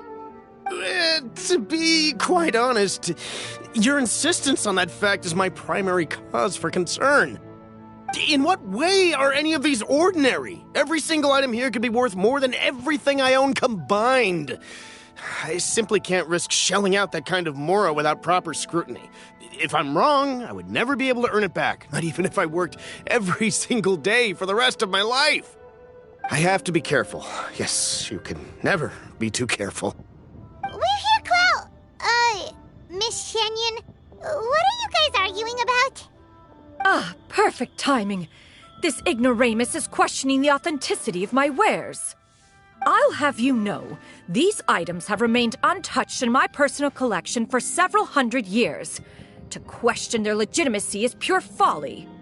Several hundred years? Indeed.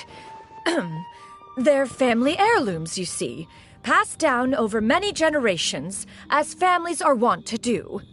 Yep, they've definitely been around a while. We can vouch for her on that one. Hear that? Had I not found myself in need of mora, I would scarcely have had the heart to part with them. Indeed, you should consider it an honor to even have the opportunity to behold them with your own eyes. Doubt their authenticity any further, and I may just decide to take them to another buyer. Whoa, please don't go! I apologize for any insult, miss. You see, I know full well that I lack the knowledge to judge the true worth of these items. If you could wait but a moment, I've hired an expert to appraise them for me. He should be here shortly. An expert, you say? Very well. I will wait for a little while longer, then. Traveler, Paimon, this is my new residence. If you have cause to seek my company in the future, this is where you can find me. Master! Oh, it's you two again. Hello.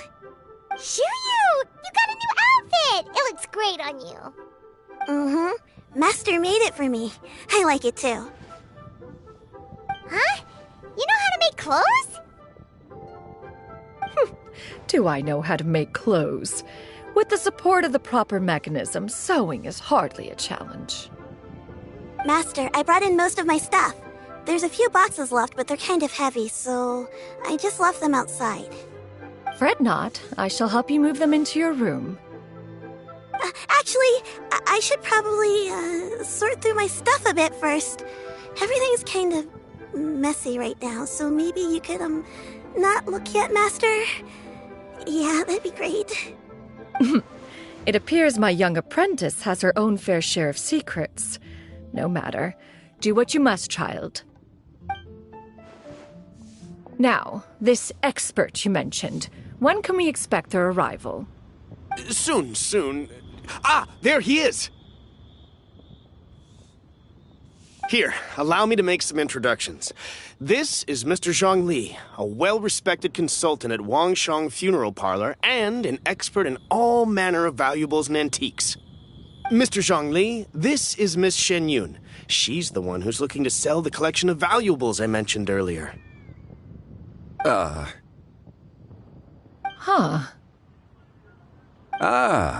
If it isn't Miss Shenyun. It has been quite some time since our last meeting. What a serendipitous reunion. Indeed, most serendipitous. Have you been faring well as of late, Mr. Zhongli? Quite well, thank you. I was fortunate enough over the past few days to enjoy both a stroll in the mountains and a fresh brew of tea from the most recent harvest. The experiences left me with such insight and peace. Huh.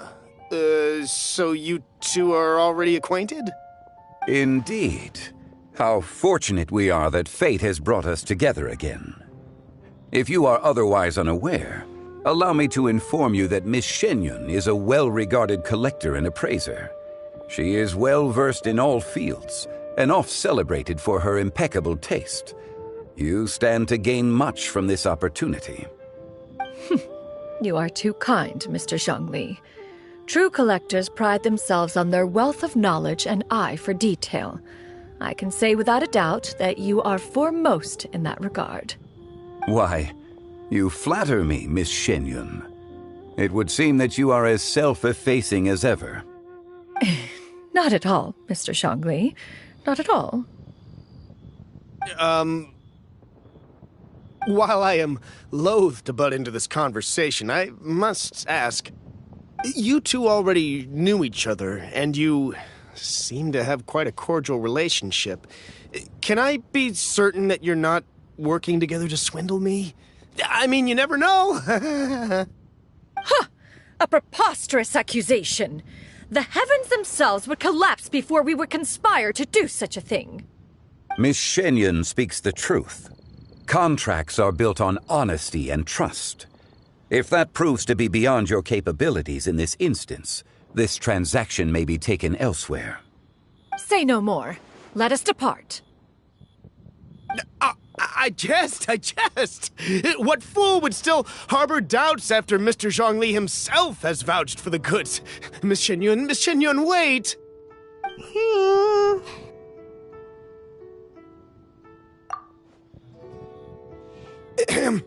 I deeply apologize for doubting you. So, Mr. Zhongli, could you please give me a final verdict on the value of these items? There is no cause for concern. They are indeed rare and precious valuables. Take this mechanism, for instance. Though one may not immediately perceive its purpose, its structure and appearance are exquisite enough to merit it a place in any fine home.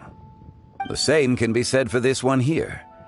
Few could hope to possess an item that so perfectly blends mechanical wonder with geometric grace.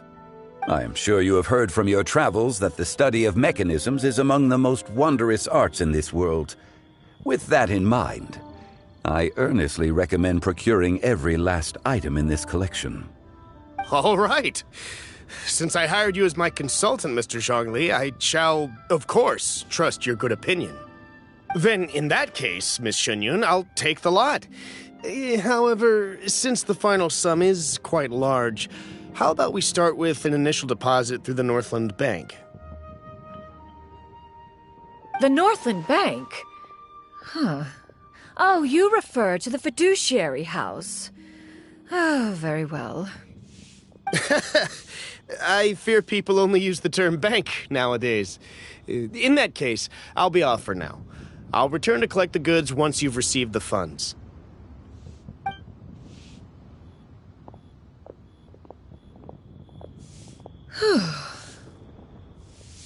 Zhongli!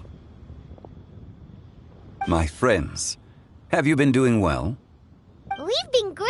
How about you? Paimon didn't know you were such a busy consultant! My days have been quite pleasant as well.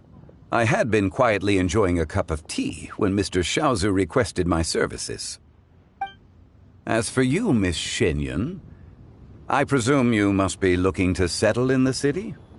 I must say, the name Shenyun sounds exceedingly strange coming from you. Perhaps you could dispense of that particular epithet in further conversation. Whatever for.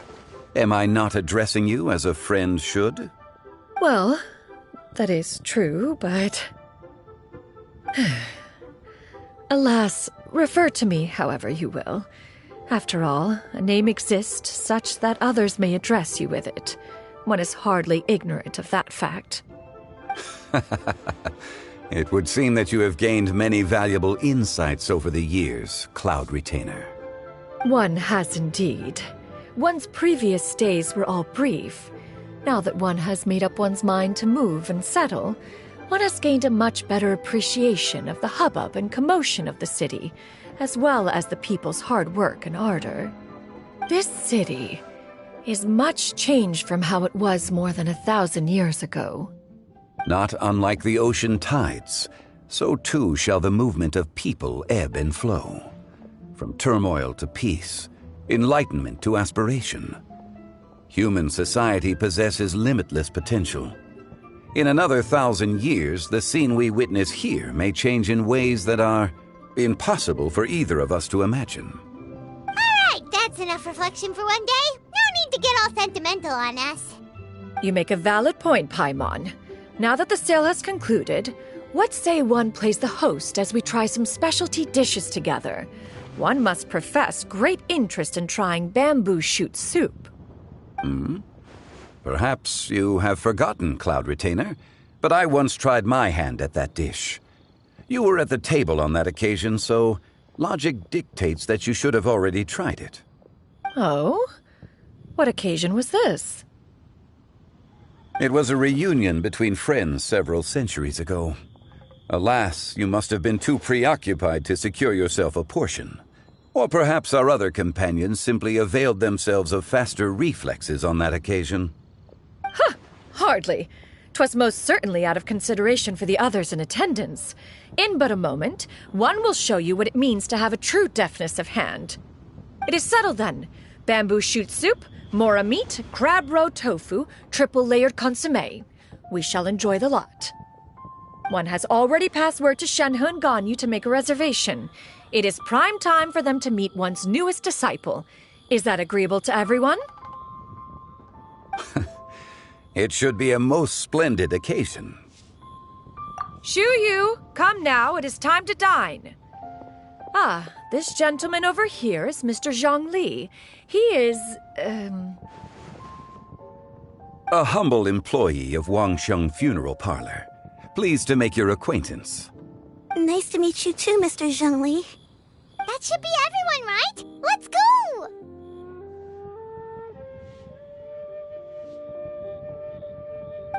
Sounds good. Actually, Master, have you ever tried Adeptus' temptation? I heard it's impossible to stop eating after even just one bite. You know, 'cause it's super tempting and stuff. Is that true? That sounds rather implausible. Although with the right preparation, certain dishes can be too delicious to resist. Huh?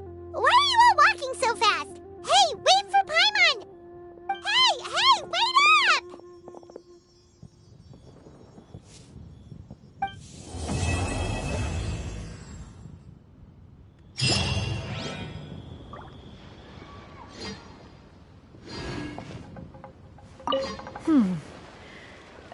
One may have won the kite-flying competition, Yu Heng, but this prize should truly be reserved for another. You need not be so humble, honored Adeptus. Among all the kites, yours was quite literally a cut above the rest. Please accept this prize. You deserve it. Besides, I'm quite certain we owe a fair share of the success of this year's lantern rite to you. If you insist, then one can hardly continue to refuse. However, there is another matter with which one would ask your assistance. Of course. One would be much obliged if you could distribute this case of Sunglow tea among the Millilith on duty. The security of the festivities rests entirely on their shoulders, after all. One presumes they could always benefit from something to invigorate their spirits. Cloud Retainer is so thoughtful and attentive to others' needs. I would expect nothing less of an esteemed Adeptus such as herself. Understood. I'll get on that right away. A fortuitous result indeed. One's tea surplus has hitherto resolved itself.